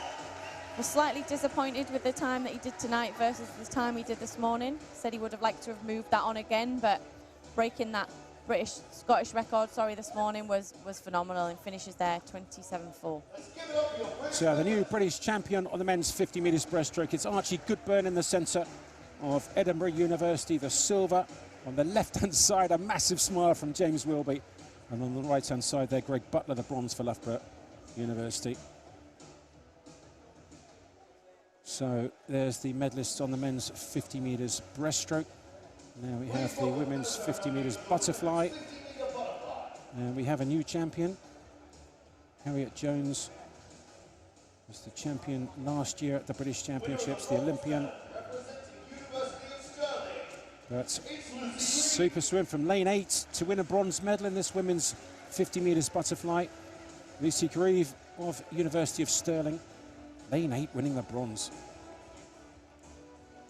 Classic example there. She was 9th, I think, after the heats this morning, so somebody dropped out and she really took that opportunity to develop her swim again and comes away with a bronze medal. Yeah, good spot. 9th to 8th to 3rd. What a day she's had. That's amazing. A little bit of luck, but when you get that luck, you've got to use it. She used it really well. Harriet Jones won it the title last year. Silver this time because Sophie Yandel was just so quick. 26.16, another lifetime best by 23/100ths of a second. Another super swim from her. And I think, as you said, Amy, I think she can get a little bit quicker on some of those technical elements, particularly the reaction to the gun on the start. In particular, as you say, that really small skill can make a massive difference. And if you get a good start in those 50-metre events, you then give yourself a good chance of setting yourself underwater, using that butterfly kick in to break out into the surface, and then you just carry that speed all the way down the length. So I think maybe one or two tiny technical things she could work on, and then she'd be very close to that sub-26 barrier. So women's 100 metres backstroke is next, the junior final. The swimmers aged between 2005, born 2005 and 2009. They've just moved the European Junior Championship qualifying age for the women. It used to be 1 year different from the men's. The men's was 1 year older, and they've now made it equal with the women. I think that's the right thing to do. Yeah, I think so. It almost limited the opportunities that females could have, because the girls maybe couldn't swim for the extra year, and there was that little bit of no man's land. But in the last couple of years, they've increased that from 2 years to now 4 years, and they've made the men and women the same age. So both boys and girls from the ages of 14 to 18 get the opportunity to swim at the European Junior Championships. So the junior women's backstroke final at the British Championships 2023. Fastest seed, Amelia Magliocco of Camden Swiss Cottage in 4. Coming up very tight to the block on that start, but a good start indeed. A white hat in the centre, using 14 of the 15 metres allowed underwater. And I still can't quite get used to it, but that underwater phase is, if you're good at it, if you're a great proponent of the underwater, it's faster than swimming on the top. Yeah, it is indeed, because the speed you get off the start and then you carry that underwater, that is the fastest part of anyone's race. So if you can stay underwater for longer, you're swimming faster for longer. But out really well there. In lane number 5, it is Annabelle Wilkinson, a City of Sheffield swimmer, turns in 30.92. So Wilkinson in 5 and Anna Green right at the top there. The two red hats in lanes 5 and 8 looking good, with about 20 metres to go in this junior women's 100 metres backstroke final. And Anna Green in lane 8, well, if she can bring it home inside this last 10 metres, could win the race from lane 8, the slowest qualifier. Right in the centre, they're now charging. Who's going to get the touch? Very close indeed. Amy Shields in 2 wins it by 9/100, 64 flat. Amy Shields in 2, and Anna Green at the top there just lost the race on the final stroke, but from lane 8 to come second, really impressive. Yeah, very good. Our winners there coming from the outside lanes. Amy Shields finishing 64.00. So it's always a little bit annoying when you finish on 0.0, because if you'd have just gone that tiny little bit faster or done something ever so slightly different, you might have just broke that barrier and had 1:03.99. But still a good swim from her and a personal best time indeed. So she'll be happy with that. Oh, that's very good. Very good indeed. So that's the first of 4 backstroke finals for women. This 100 meters backstroke, that was the junior final. Now we've got the priority Paris final for swimmers who are born in the year 2000 and later. And fastest seed is Natasha Whitall of Loughborough University, Jasmine Eiley of Bath in 3, Whitall in 4, Molly Garrett, City of Manchester, daughter of a wonderful Olympian. In lane 1 there, Annabelle Crease was the only swimmer this morning to do a personal best to make it into tonight's final. So great to see them swimmers stepping up, swimming really well. Next to her in lane 2, Gabrielle Freeman. She is born in 2008, so she is European Youth Olympic Festival age.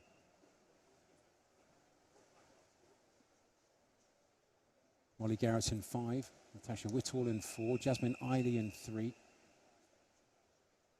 Those are the fastest 3 into this priority Paris final, the women's 100 backstroke. Again, it'll be really interesting for me to watch the slow motion videos of the starts, because I think some of these women, just a couple of tiny little changes, maybe just the angle of their head, just as they enter into the water, will make a massive difference. But really even start down this first 30 meters or so, maybe just about in lanes 3 and 4, Jasmine Eiley and Natasha Whitall leading in this first 45. Yeah, they are indeed, and not sure what happened there in lane 2 from Gabrielle Freeman. Sometimes those backstroke wedges can be a little bit of a frustration for some if you're not quite on there right, but these girls now in the middle of the pool had really good starts, an increase in that stroke rate. In that yellow lane in the centre of the pool, it is Natasha Whitall. So Whitall of Loughborough in lane number 4. Looks like she's had a very good second 50 metres, maybe slightly slipping water with her right hand, but head back underneath the backstroke flags, which note 5 metres to go. Can she get the touch? Yes, she does. And Natasha Whitall of Loughborough University winning the priority Paris final of the women's 100 metres backstroke, 62.98. 0.55 of a second underneath her lifetime best. The number of times I've said that in these heats and finals, Amy, is just astonishing at this British Championships 2023. Yeah, we're seeing lots of swimmers swimming really, really quick. A lot of these swimmers will have rested for the British Championships, so they might have had maybe a week to a 2-week taper. Maybe some of our more senior swimmers might have even rested for that 3-week period, but they haven't probably done that since last summer's target meet, so plenty of time for them to freshen up, get another good block of training, and then go again in the summer. So the junior and the priority Paris finals gone. Now we have the B final. We've already had a 62 points from the women on this 100 metres backstroke, and the fastest seed into this final is 63.1. So I would imagine there's a little bit of butterflies going through the stomachs of these 8 women, because the last race was won faster than they qualified for this B final. Rue Fowler of Bath, the fastest seed in 4. Freya Colbert of Nova Centurion in 3. Holly McGill, Heart of Midlothian in 5, the fastest 3 seeds. Yeah, Rue Fowler this morning swimming a 1 second personal best, so a lifetime best to make it into this B final in the centre lanes. So Iona Colbert next to her, Freya's younger sister, also a junior swimmer. Evie Dilly, a junior swimmer. You've got Holly McGill and Libby Freeman, all looking for that benchmark time of 62.77. So a couple of swimmers capable of that, not necessarily doing that time this morning, so they'll be looking to squeeze a couple of tenths out of that and get close to that 62.77 mark.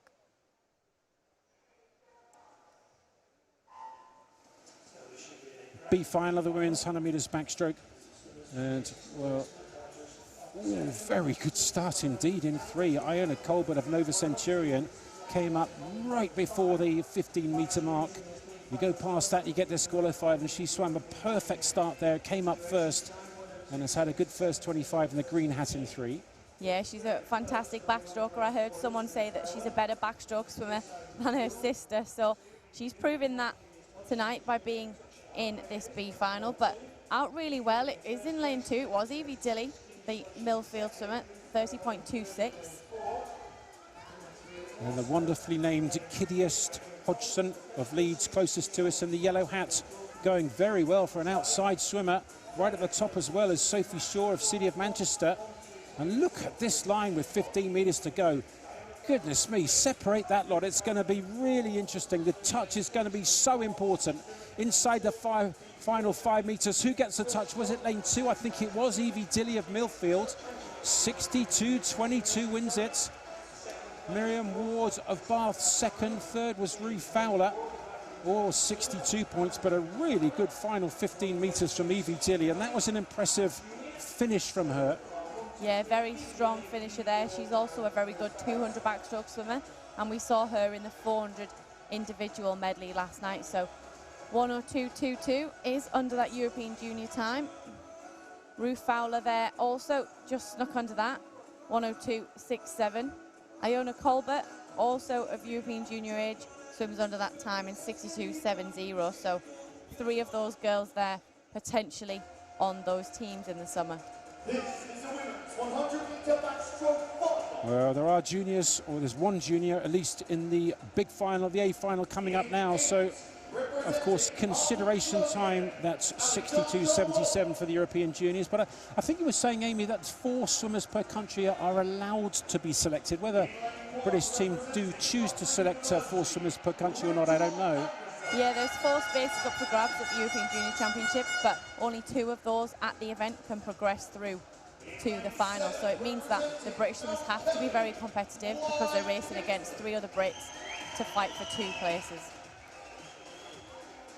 So Alexandra Waller of Heart of Midlothian, the slowest qualifier for this final, lane 8, but we've seen winners from lanes 8 and 1 so far. Rachel Anderson of Loughborough University goes in 1, Clive Kingsman of Mount Kelly in 7, and Beatrice Varley of Plymouth Leander in lane number 2. Pia Murray of Leyland Barracudas, 4th fastest into this final. But these fastest 3, Amy, really are quick. In 3, it's Meddy Harris. In 4, it's Lauren Cox. In 5, it's Kathleen Dawson. Pick the winner out of those 3. Here's Meddy Harris. Yeah, I think this race will be very, very close indeed. Meddy Harris, the Welsh record holder, was the winner of this event last year. Lauren Cox in lane 4, 5th at the Commonwealth Games in the 100 metres backstroke.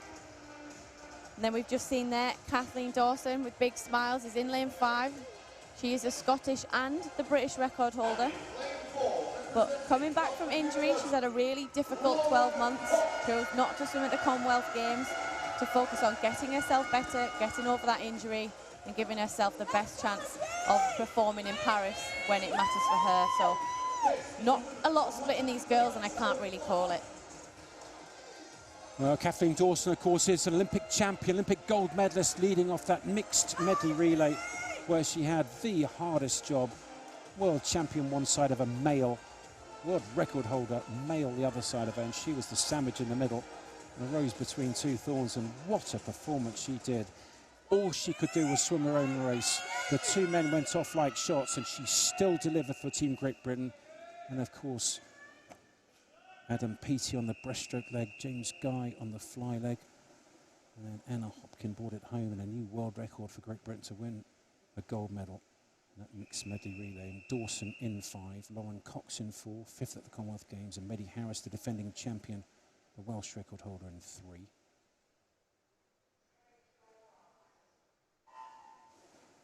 Fascinating body positions on the start, really cocked and ready to go like a gun, like a massive spring, and a really good start from Meddy Harris, the defending champion, the Welsh woman in lane number 3, and she was tested so many times on the international stage last year, Meddy Harrison, came up with the goods every single time. Yeah, she's so versatile. We've seen her in the women's 4x200 freestyle relay as well a couple of times, and we saw her in that last night, and she's gone out like a rocket down this first 50, 28.67. Lauren Cox just behind her, but they are chasing a pretty quick time to make that World Championship. The consideration time is 59.65. 59.65 is the target, you're right, Amy, and going well still in the red hat is Medi Harris of Swansea University, but coming back pretty strongly one lane up is Lauren Cox of Loughborough University. It's getting tight down this last 5 meters. Can Medi Harris hold on? She's getting tired. She's going to get the touch. I think she does just 59.82, so she's just outside of the consideration time for the World Championships at 59.65. She's gone 59.82, and Lauren Cox, oh my goodness me. Well, she's never gone under 60 seconds. 60.17 was her lifetime best. She's just gone 60.01. Oh, coming in second. Yeah, it's so frustrating when you turn around and you see 0-0, 0-1, 0-2, and I know exactly how that feels in the 400 individual medley, with my personal best being 0-2. So I'm sure it'll come, and Lauren, if she's done enough to make it on one of those teams in the summer, will have the opportunity to improve on that. So Medi Harris winning the final of the women's 100 backstroke, 59.82. It's a quick time. I wouldn't be too surprised if she gets one of those discretionary slots from British team to go to the World Championships in Fukuoka. Cox second, and Kathleen Dawson on the road to recovery after really bad back injury and an ACL injury, coming in third. That's great to see from her. But Medi Harris, the winner, and she's now talking to John Mason. Medi, congratulations, British champion. Cracking time as well. I know you look like you were going for it. You went out 28.67. Was that sort of in your race plan to just go hard and hold on for that whole 100? Yeah, definitely. Me and my coach have been working on going out faster so we could come back harder. So it's all part of the race plan for hopefully a great summer. And you know, these races, these hundreds are very important because, of course, it's all about relay selections and things like that when it comes to making the team. So it's got to feel pretty good to put on a performance like that in front of the selectors. Yeah, definitely. It's great to have the girls there as well to push me on, and to know what Kathleen's done with the relay teams, and obviously all the relay teams, what they did in Olympics. It'd be good to move on from that, yeah. Maybe we'll see you there, you never know. But look, congratulations, Thank British you. champion. Ladies and gentlemen, give it up for Medi Harris. Well, yet again, she's been tested and she's come through with the goods, Medi Harris. But it is amazing. I think last year was her proper first senior year where she was in the big finals and she had really important positions to fill in terms of lead-offs on relays and opportunities for medals. And almost without exception, she just keeps on delivering. She's getting a reputation for being really, really strong and really someone to rely on. Yeah, and she's not just a very good backstroke swimmer. We saw her in the women's 4x200 freestyle, so really, really strong across the board. And if she's on the team, there's plenty of opportunity for her to be a valuable part of that, with lots of relay opportunities. Obviously, maybe that women's individual event as well. Certainly is, and you can hear John Mason in the background announcing the men for the junior final of the men's 100 metres backstroke, and Robert Burgess is the fastest seed in lane 4 in this men's junior 100 backstroke. And in lane 5, if he comes out, and I think he's going to, David Annis of the Royal Wolverhampton School, he's just done a 200 fly. Now he's going to back it up with a 100 metres backstroke fly and then the junior final. What a double, 200 fly and the back. Yeah, pretty tough double, but we've seen that he's from an excellent 200 fly. He's taken massive chunks off that. Looks like he's also done a personal best to make it back into that final, as have all of these boys swum either a personal best or a season's best to be in this junior final. So very, very tough to do, to come back and swim another event, but he's on good form, so why not use that when you've got the opportunity? You just see their feet resting on that little ledge that's dangling down from the blocks, that tape being secured by the ratchet mechanism on the top of the blocks. That's so they can put their feet on it and they don't slip when they're going to take your marks position, and then they drive off like a coiled spring right there. It used to be that quite often your feet would just slip straight down the wall and you'd lie there like an absolute idiot, you felt so stupid. I've done that many times before, but now that ledge certainly helps. Very fast start in lane 6 is Dean Fern of Aberdeen Dolphins.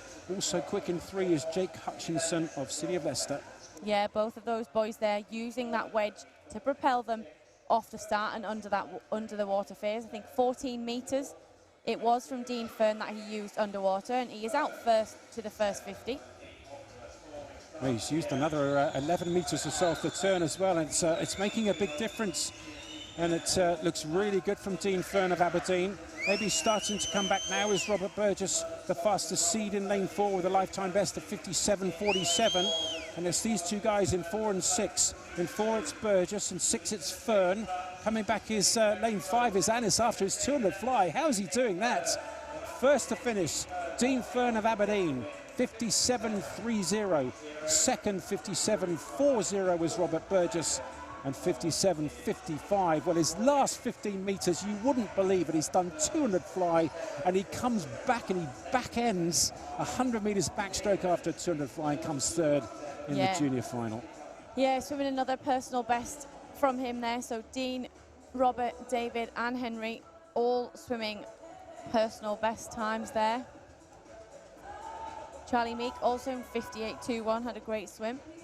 And Amy, this is one of my favourite places. This is the call room. The guys in the call room, there's a TV there. They're waving. Quite relaxed, but there's a couple of guys there with nerves. Look at the guy front right. Goodness me, he's a little bit nervous, isn't he? Did you enjoy the call room? I didn't mind it too much. I think there's a lot of swimmers in there that'll either try and use the call room to maybe psych somebody out, or they'll just either keep quiet and focus on their own race. And we see Elliot Clogg there giving us a little wave earlier, so he looks pretty relaxed as he goes into this men's backstroke final. I have to say, I used to love being in there. Really did. That's where you really sort out those who can from those who can't, and so many swimmers lose it in there. Relaxed and aware was the mantra that we were told to have. Relaxed and aware. Understand what's going on, but stay nice and relaxed, and it really does work. You've got to work on it very hard with the sports psych. So here, the Priority Paris final for the men's 100 metres backstroke, and Jonathan Marshall of the Firestone Akron swimming team in the States, FAST Fast. Marshall fastest seed, Hill second fastest, Jamie Ferguson third. Yeah, he's a 17-year-old record holder in this event. He was bronze at the European Juniors last year, so that is Jonathan Marshall in the centre of the pool. Also was part of that European team out in Rome last summer, where they took not only some of those senior swimmers, but some junior swimmers to give them plenty of opportunity, and he'll be looking this year to move that on and see what he's got left.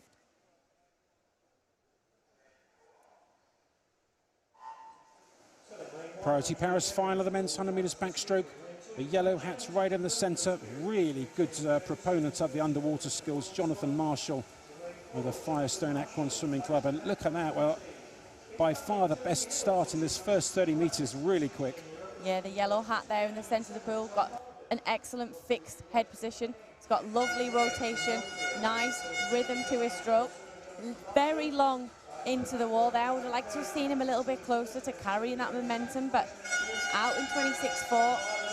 Fantastic underwater phase off the turn, but starting to get caught now. Well, he does train in the States, and the Americans, of course, swim in short course yards. You have to be good on the starts and the turns, the underwater phases there. And he's the best starter and turner, but coming back at him very fast is Toby Hill in lane number 5, the black hat of City of Manchester. And it looks like Hill may get the touch, diving in for the wall, and Hill does get it. 55.68 from him. New season's best for Toby Hill. Marshall second, third was Tom Barden of Loughborough University. Yeah, big puff of his chest there. Fantastic swim. Improves on his heat swim and does enough to win that Priority Paris final. So great swim from him. So Toby Hill wins it. New season's best, 55.68. Just behind him is Marshall. And then Tom Barden, Adam Graham in fourth.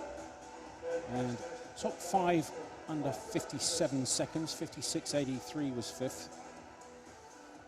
So junior final and Priority Paris final gone now. We've got the B and then the A. The B final, we got Joe Litchfield. just missed the final by 6/100ths of a second. He's the fastest seed in lane number 4 from the Loughborough Performance Centre. Samuel Greenbank in 2, Charlie Brown in 6.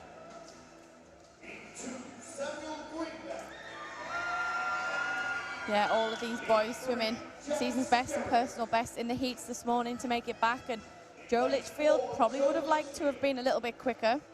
We know he's capable of a lot more than the time he set this morning of 55.2, but he was just the wrong side of those swimmers, finishing 3rd in the first seeded heat. Like we mentioned this morning, was it enough? And ended up being just outside. So he is in the centre lane of the pool. A Tokyo 2021 Olympian. Fantastic underwater work, so definitely keep an eye out for that. Scott Gibson there in 5 on his shoulder. And Amy, Joe Litchfield's lifetime best, 53.75. It would have qualified him fastest for the final if he got close to that.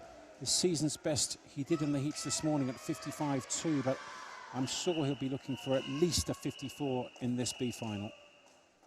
Yeah, we know he's capable of it, and Joe's one of those swimmers that performs well quite often all year round. He does a lot of events. He's excellent at freestyle, individual medley, and the backstroke. So the red hat right in the centre there. He is in lane number 4, the fastest seed. It's Joe Litchfield of Loughborough, and he normally has super starts and turns. Let's watch him here.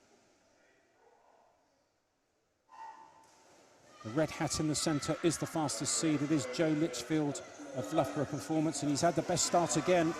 And look at that, bursting up to the surface and trying to use the momentum of that wonderful underwater to set up this first 25.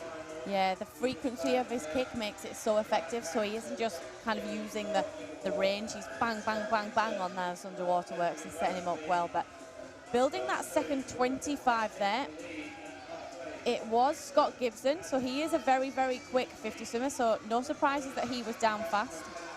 So Gibson in 5, also going well is Jack Skerry of Newhall School Swim Academy in 3. The black hat of Jack Skerry, the high head position of Jack Skerry. And Jack Skerry looks very good in 3-3 from the bottom here. Also going well still is Charlie Brown of Loughborough up in 6. But I think it may well be Skerry in 3, diving for the wall. Got a little tired inside that last 15 or so. But the winner was Jack Skerry of Newhall, 54.76. Well, another 7/10 of a second lifetime best for him. Looking at the scoreboard, can't stop the smile. Well done, good on you, sir. 7/10 of a second lifetime best to win the B final of the British Championships on the 100 metres backstroke. The top 3 sub-55 with Charlie Brown 2nd and Sam Greenbank 3rd. Yeah, very good there from Jack Skerry. Last year he was in our Priority Paris final, so he's moved up. He's obviously used that experience that he maybe got being in that final last year. And what a brilliant swim there, 54.76. Charlie Brown from our Loughborough Performance Centre finishing 54.91, and Samuel Greenbank there finishing 55.9. So those swimmers there having a brilliant swim, all breaking that barrier. So the big final, it's the last men's final of this second evening of finals at the British Swimming Championships here in Ponds Forge in Sheffield. And there's Matthew Ward of Mount Kelly, the slowest seed, but he's into the big final, and he's a junior. I think he's the only junior in this final. 55.14, he set a new lifetime best to qualify for the final. Sebastian Somerset of Loughborough going in lane number 1. And next to Ward at the top of the picture will be Elliot Clogg of Loughborough. I'm so interested to see what the middle guys can do here, because Luke Greenbank, well, he's got the fastest lifetime best of the field in lane number 6, our Olympic silver and bronze medalist. But he's been a little bit sick, Amy, so I'm not quite sure what he can do here. I'm not sure he's quite ready to really hit his straps on this 100. Yeah, he was in an outside lane last year in that 100 backstroke and then went on to win. So you can never count Lou Greenbank out, even when we think he's maybe not firing all cylinders. But as we said, he has had a little bit of illness, so maybe he's using this 100 metres backstroke to prepare for his better event, the 200.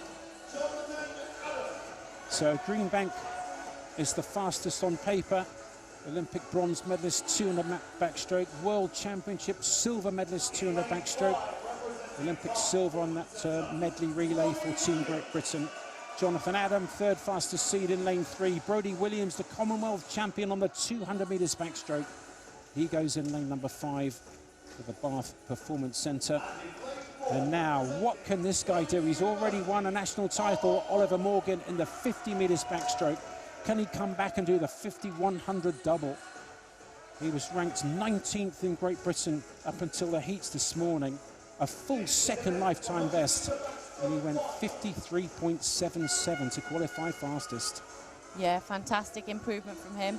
This time last year, he was 7th in this event in a time of 55.13. So he's made massive improvements over the last 12 months. And he's probably thought, I want a piece of that relay team. I'd like to be there at that World Championships this summer. And there he is in the centre of the pool in lane 4. Obviously, Brodie Williams there, just above him at the top of the screen, and then Greenbank in lane 6. So 3 very good competitors, and this is set to be a very exciting swim. In 4, Morgan, the 50 champion. What can he do on this 100? In 5, the Commonwealth champion, 200, Brodie Williams, the Olympic bronze medalist in 6 on the 200, Greenbank. What a final this is.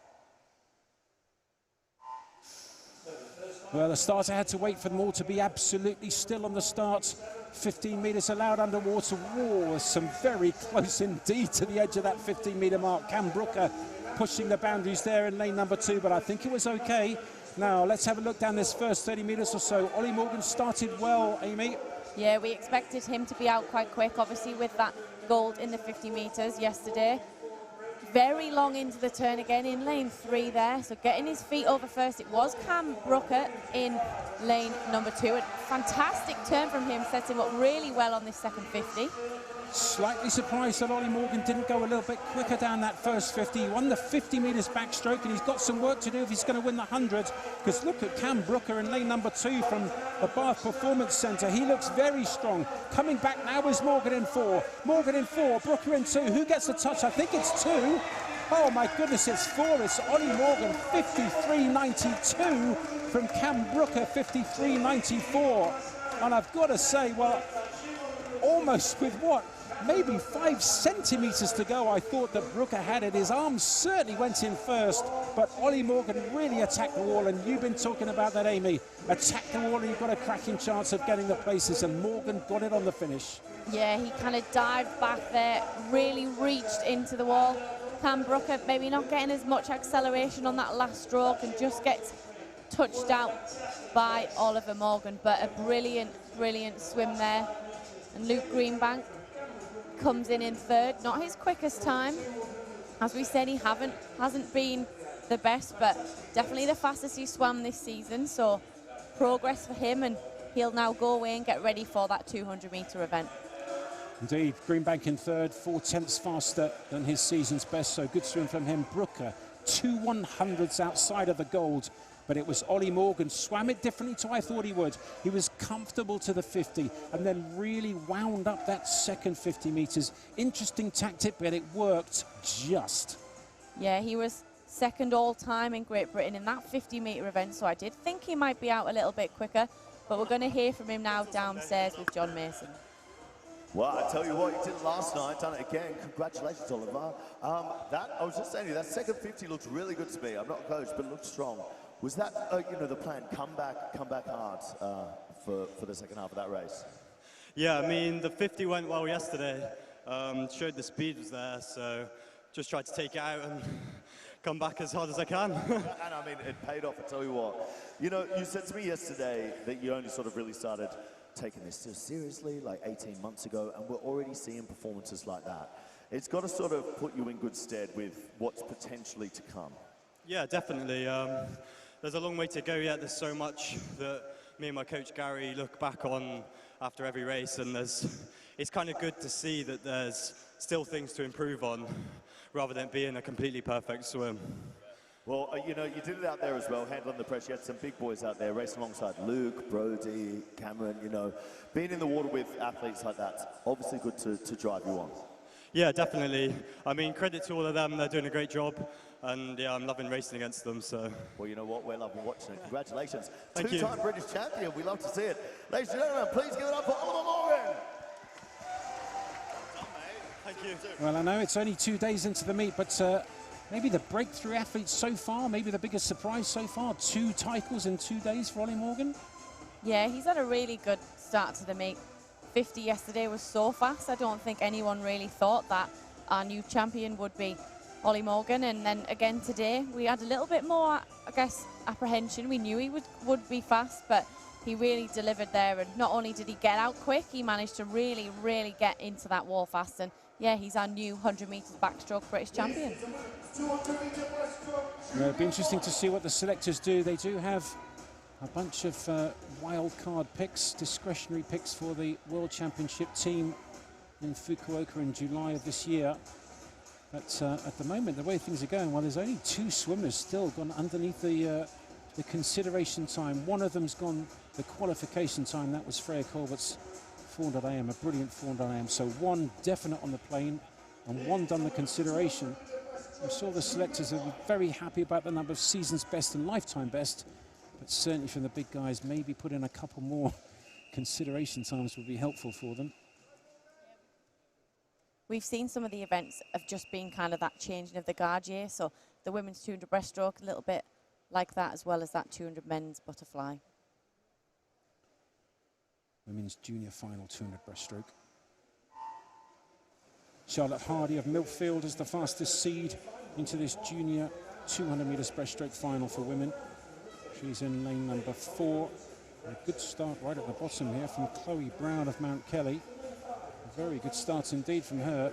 But look at the long, rangy, efficient stroke right in the centre there, that green hat of Charlotte Hardy. I do love seeing these 200 metres breaststrokers where they just seem to surf, they just seem to kick and get the absolute maximum distance for every single kick effort that they make. Yeah, particularly in 200 metres breaststroke, it's about being super streamlined. So you're not necessarily rating like you would be in the 100 or the 50. So you try and slow everything down, really maximise the distance that you'll cover in each arm cycle and with each leg kick. So almost squeezing that water out between your feet and really tucking that chin in and being as streamlined at the front as possible. And it's lovely to see breaststroke when it's swam well and it looks very efficient. So Chloe Brown is definitely of European junior age, as is in the centre Charlotte Hardy of Millfield School and Matilda Ransom of the City of Cambridge. My first ever swimming club, City of Cambridge. Mrs. Barker, very, very sadly recently died, but what an innings she had, and a brilliant, brilliant servant for swimming in the Cambridgeshire area and the national area. My hat goes off to her and her family. Lovely lady, Mrs. Barker. But this is the junior final of the women's 200 metres breaststroke, and Chloe Brown still going well closest to us, but starting to take over now is Charlotte Hardy in the green hat of Millfield, and going with her Matilda Ransom of Cambridge. Also going well up there in lane number 7 is Charlotte Cope of Guildford. She's starting to make a charge. Yeah, you can really see her just increasing that stroke rate on the third 50. So important, as we said, in breaststroke swimming, not to just increase that stroke rate and slip and miss a lot of water, but to really get hold of more water and just really pick it up stroke by stroke. Well, there's still 4 women right in the hunt in this junior final of the women's 200 metres breaststroke. Maybe just starting to inch ahead now is Charlotte Hardy of Millfield School in the centre in the green hat. Really good last 30 metres or so. Now, can she bring it home with 10 to go? Still going well as Matilda Ransom of Cambridge in 5, but it's going to be Charlotte Hardy of Millfield School winning the junior 200 metres breaststroke final. Her time, 2:35.59, just outside of her season's best, but a good swim. It was a solid swim, so efficient down that first 50 metres. I wonder what her and her coach will look at for that to go a little bit faster, because it was a great swim. She's won the junior final. Well done, Charlotte. Sure she can go quicker next time. Yeah, Matilda Ransom there in second, swims a personal best coming into this meet with 37.9, so she's taken a 0.8 chunk off that, and Charlotte Cope there in third was in lane 7, swimming really well. There's the call room, Amy. And lots of races won and lost there. The nerves, particularly the Olympic Games. Look how close the chairs are. Well, they're a little bit spread out. When I did my Olympic final, I was right next to Michael Gross, 6'7" tall, 7'2" from his fingertip to his fingertip. Big German guy, the biggest nose you've ever seen. I did not want to be sitting next to him. He was an absolute superstar. Lovely guy. I've met him since. We've had a really lovely set of coffees and chats. Super guy, but you don't want to be sitting next to a 7'2" wingspan. No, it can be quite intimidating when you're in that environment, especially if you're a junior swimmer, maybe breaking through into that senior environment. It is a little bit more tense than maybe when you're a junior and everybody's just chatting in there and kind of having a little bit of fun. You then go into a senior call room and it's a little bit different. Everybody does their own thing, so it's great for these athletes to mix in from these junior and priority Paris finals with those senior swimmers.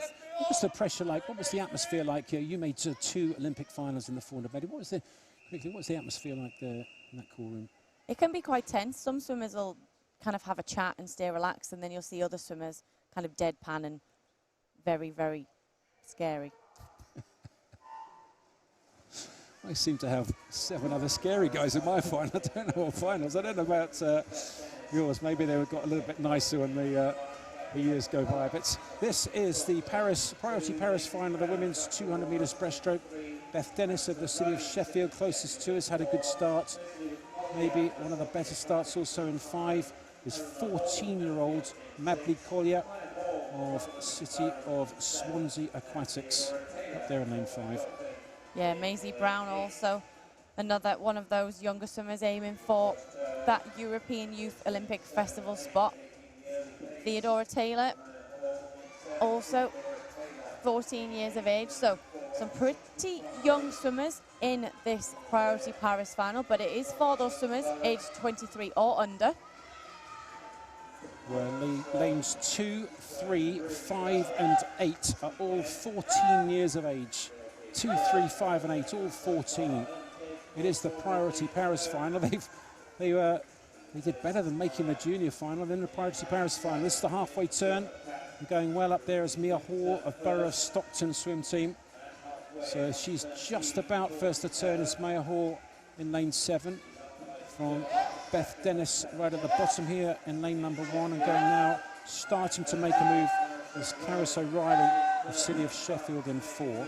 Yeah, starting to make that charge now, but Beth Dennis going out really well. There are a lot of Sheffield fans in the audience tonight. It does make a big difference when you've got that little bit of support behind you, and having a fantastic swim down here in lane 1, swimming her own race, but in the centre of the pool, going really well. It is Mably Collier, but first to turn is Maya Hall there, 1:53.21, so she's really started to turn it on that third 50. Yeah, she worked hard down that third 50, and it's worked well for her. The silver hat from the Borough of Stockton swim team. Trying to go with her is Caris O'Reilly in 4, but Maya Hall looks very good indeed. Well, she set a season's best to qualify for this Priority Paris final. She qualified in 6th position, and she's going to win it, and she's going to win it pretty comfortably by 2 or 3 metres. Maya Hall of Borough of Stockton swim team in lane number 7. Well, her lifetime best is 2:33.7. Oh, she's just gone 2:32.9.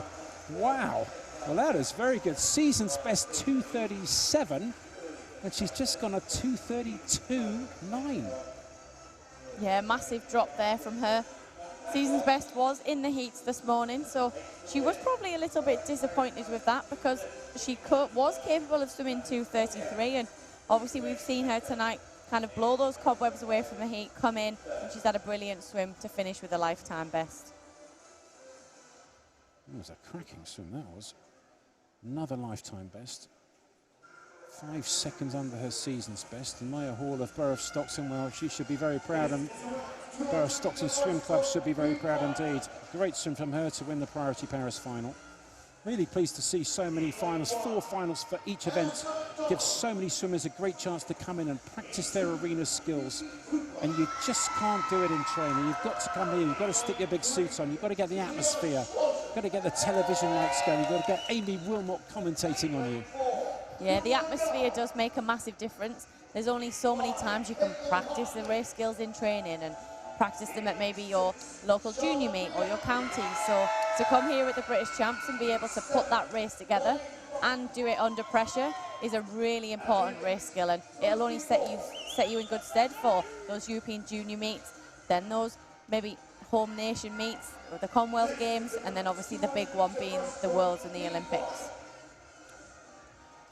So the B final of the women's 200 metres breaststroke. The fastest seed is Nuala Gal of Geary. Her season's best and her lifetime best is 2:31.6. And the Scottish junior record is 2:30.3. So it's a big ask, but 1.3 seconds. And she could break the Scottish junior record.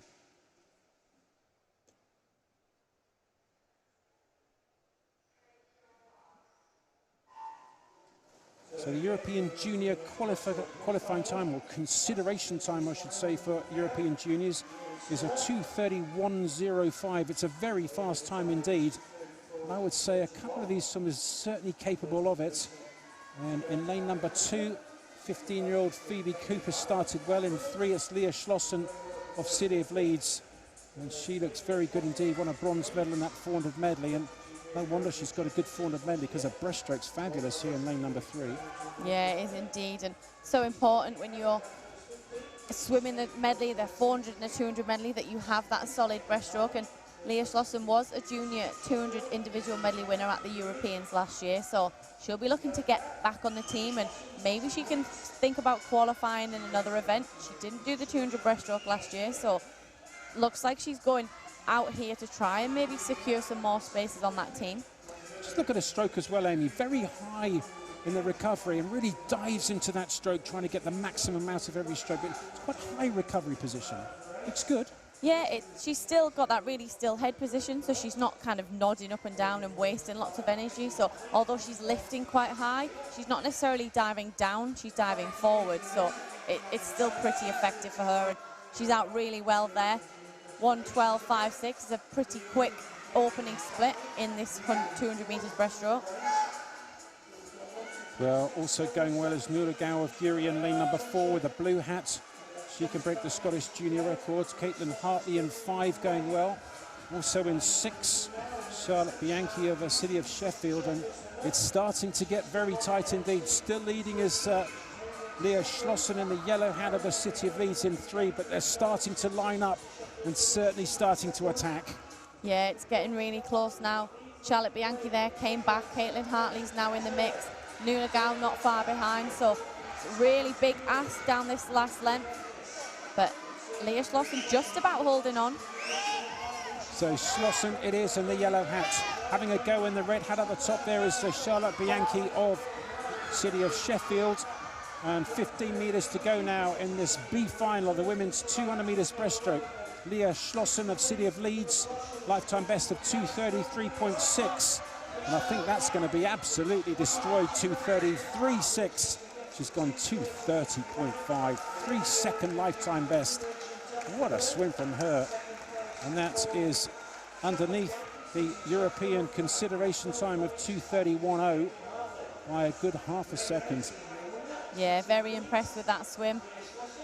Leah Schlossen knew what she had to do. She's probably seen that time before she started the race. She's maybe worked out what her race plan might be, and she executed that very well and still had enough down that last 50 to still drive into the wall. So 2:30.59 under that consideration time for the European juniors this summer. So very good swimming.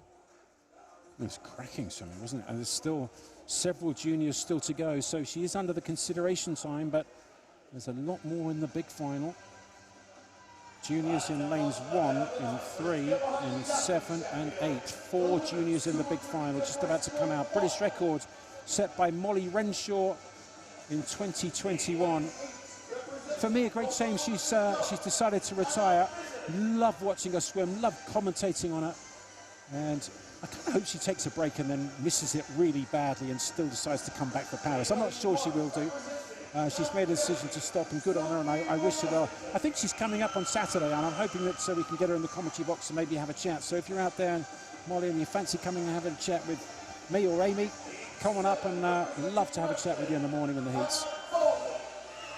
Yeah, it'd be really good to hear from her. In lane 7, it is Hannah Bowley from Repton School. Swam at 2:32 to qualify for this final. So lots of these swimmers in and around that 2:31, 2:32 mark to make it back. And Anna Morgan here from the University of Edinburgh is in lane 2. Swam a personal best to make it back. And teammate Cara Hanlon in lane 6. Our 50-metre breaststroke winner yesterday. So you'd be pretty excited with this 200 breaststroke, her more favoured event. Sienna Robinson, the third fastest seed, silver on the 50 metres breaststroke, going in lane number 3 in this final of the 200 metres breaststroke. It's the big final, the A final, the final of night 2 in this British Championships of 2023. Gillian K. Davey, daughter of British Olympian John Davey. Super chap he is. I'm hoping to catch up with him actually. He's here. Unfortunately, goes home tomorrow, so I need to make sure that he is able to have a chat. But let's see what Lily Booker can do in lane number 4. Fastest seed in, silver in 2022. Had a great British University Championships. So at the time, it was 8th fastest in the world, Lily Booker. Interesting tactics here. I think if she does her race plan, I know her and her coach will have a race plan, and if she can do it, I'm sure it. Knowing Dave Hemmings, it's going to be an absolute belting time. So I wonder how she's going to go about doing it here, Lily Booker. Yeah, she'll be thinking, well, Freya's swimming really well. I'm obviously been training alongside, maybe training just as good. So she'll have a bit of confidence knowing that her teammates around her are doing really well. But Cara Hanlon as well in lane 6. She might look slightly out of the picture, but those 4 middle lanes there, all very tough competitors. And this 200 metres breaststroke, I think, will be very close. Well, certainly if her dad's anything to go by, Gillian K. Davies can be hard as nails in 5. Super chap, but goodness me, you don't mess with John when you're racing him. She's in 5, Gillian K. Davies. In 4, it's Lily Booker. 3, Sienna Robinson. The final on night 2 of the British Championships in 2023. It's the women's 200 metres breaststroke. The fastest seed is Lily Booker at the Loughborough Performance Centre in lane number 4. But probably certainly the best start is the 50 metres breaststroke silver medalist. That's Sienna Robinson of Sheffield. Yeah, she went out very, very fast this morning. She thinks it was 69 points she split this morning. So looks like she's doing the same again. Maybe thinking if I can get out and I can kind of burn off my competitors, that maybe I'm in for a chance to get back on that podium. So first to the 50, 32.71, so she's out pretty quick again. Well, she is out pretty quick. She's a 50 breaststroke specialist, so I guess she's got to use that easy speed that she's got, but now starting to charge. Really working hard is Lily Booker, one of Dave Hemmings' really tough squad of women. Really exciting to be part of that tough squad of women as well. And they're starting to do things a little bit differently, supporting each other, building on each other's performances, celebrating success. And it's certainly starting to work well. The halfway turn in this final of the women's 200 breaststroke. Booker right there with Robinson in 4 and 3. Davey in 5 is going well. And these 3, well, what's Sienna Robinson got for this second 50? Booker looks good, Amy. Yeah, she does indeed, but Sienna Robinson's not letting her have her own way just yet. She's still hanging on. Just above her, Gillian K. Davey is starting to get back in the mix, and don't forget, Cara Hanlon is very strong in this 200 metres breaststroke, so nothing really splitting these girls as we come into the third 50 turn. 50 metres to go in this final of the women's 200 breaststroke, and oh my goodness, all in a line, look at that. Really tight with 50 to go. Good turn in lane number 5 from Gillian Davey of Loughborough Town, and it looks like she's finishing one of the stronger. Also the new Scottish record holder on the 50 metres breaststroke in lane number 6, that's Cara Hanlon of Edinburgh University. Cara going well right at the top there in the black hat. The blue hat of Davey in 5. In 6 it's Hanlon, in 5 it's Davey. These two really going at it. Davey coming back again in lane number 5. Who's going to get the touch? It looks like Hanlon's just about ahead. Who gets the touch? Oh my goodness, Davey gets the touch. 2:25.07 on 5/100ths behind is Cara Hanlon of Edinburgh University. 2:27.12. Davey wins it. Hanlon second, Booker third, Robinson fourth.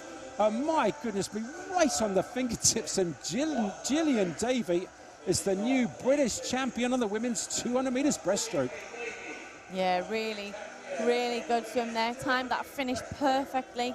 Got that nice full stroke and kind of just drove straight into that wall, almost smashed through the timing pad to make sure that her fingertips were on the wall first. But brilliant swim there from her.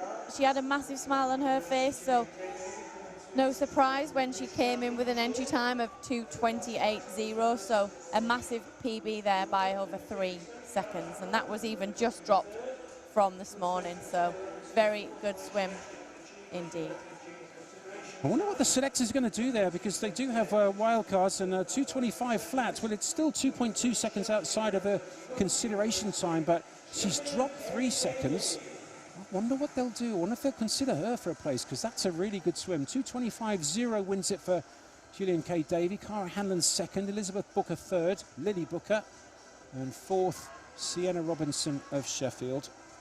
Top 4 sub 2:28. Well, let's hear what Gillian Davis got to say to John Mason, the new champion. Gillian, what a way to finish off day 2. I just said, how was that? You said it was a lot of fun. You look like you're enjoying yourself out there, and your first time British champion. You'll be feeling pretty good. I am. I'm speechless right now. I'm really excited. I mean, this is, like I said, your first time swimming British swims. You were training over there in America. Does it feel nice to be sort of back over here, joining, you know, the British racers and getting in the pool to throw down? Well, I've never been here before. I'm just really excited to be here with my dad, who was an English swimmer as well. And I'm really thankful to Ian Hunt, and I'm going to probably screw this up, Loughborough, Sounds good. for helping me out while I'm here. Yeah, I mean, look, it's been awesome having you here. The 200's a tough race. You know, going in there with, everyone's got their own strategies, their own game plans. It obviously went how it should today. Do you like the 2?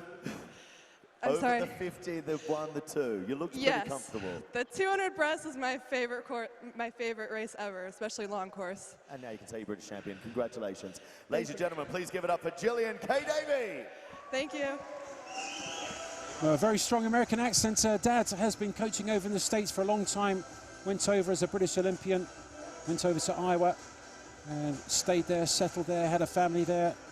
And here, as he was a British Olympian, his daughter Gillian Davey winning the British title, the women's 200 metres breaststroke. It's a great swim. Yeah, it was a really good swim, and she came into that heat with a time of 2:28.0, so this morning she swam a very quick time. She then took 3 seconds off that tonight, had an excellent race plan. She spoke there about maybe working on those kinds of things, and it being her first time competing over here at the British Championships. So British father, she has obviously the right to swim for Great Britain. So yeah, she's had a brilliant swim there and finishes 2:25. So a very, very competitive swim, and not just in British swimming, in world swimming. That's a very, very good benchmark time. Well, it was a cracking swim, wasn't it? And she judged it to perfection. Cara Hanlon, I have to say, a little bit surprised at how well she came back. She's in super form, Cara Hanlon, with that Scottish record on the 50, and then coming back really well on the 200. What's she going to do on the 100? That's going to be fascinating. Yeah, it'll be really interesting to see what she's got in the 100. We know she's not necessarily or doesn't necessarily prefer the 50, but she obviously swam very good, and then she's got the 200. Great to come back, so yeah, exciting to see what she's got in the 100. So here's the medal ceremony for the men's 200 metres butterfly, and Ruben Roboth and Keating of City of Manchester winning the bronze medal just outside the 2 minutes mark in 2 minutes .83.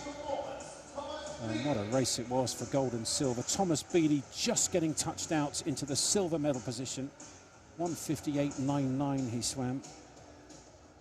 And it's a solid swim from him. He should be proud of that. But Josh Gammon, oh, he held on so well. What a great swim from him. 1:58.88. There's been a changing the guard. None of the medalists from 12 months ago at the British Championships were here, so there's a new champion, and it is Josh Gammon of Bath University. Yeah, brilliant swimming. Took 3 seconds off his personal best time to break that 2-minute barrier, and he said that they had lots to work on from the heats, and he just went away and really tried to work on that tonight, but see him on his tiptoes there. I think Ruben's just very tall, not necessarily the fact that the other two boys are short, so it's always interesting to see different heights, different shapes of swimmers, but ultimately they're all very good at swimming, and Thomas Bealey there coming out on top. It's not always easy to keep your coordination when you're as tall as that, particularly as you grow through your age groups and you're really, really tall. Sometimes you sort of lose where your arms and legs are and it all goes a little bit to pot, but certainly Ruben's got some cracking strokes, and bronze medal at the British Championships on 200 fly. You must be utterly delighted. Yeah, I'm not surprised. And here we've got the women's 100-metre backstroke medalist. So Kathleen Dawson in third there. Might be a little bit disappointed, maybe not to be first or second, because then she'd potentially be in with a better chance, shall I say, of being on that British team this summer. But this year is all about getting back to her best, and still a season's best swim, so everything is going in the right direction. Yeah, I think, Amy, she should be pleased just to be here after, well, she tore her ACL in her knee, which is a brutal injury. Then came back from that, did all the rehab, and then her back went in a really bad way, and all last season she had to rehab. So to come back yet again, she's tough as nails, Olympic champion, bronze medalist at this championships this year, but I wouldn't be surprised if next year, going into Paris, she's right on top of the podium. There's Maddie Harris. She is the champion 2023 in the women's 100 backstroke, 59.82. Lauren Cox the silver. And on the right-hand side there, Kathleen Dawson, the bronze, but 3 brilliant women on that 100 metres backstroke. Yeah, it's great. There's lots of options there for those girls in the medley relay, but also that mixed medley relay. So no wonder these girls are really wanting to push on and are wanting to be part of those British teams.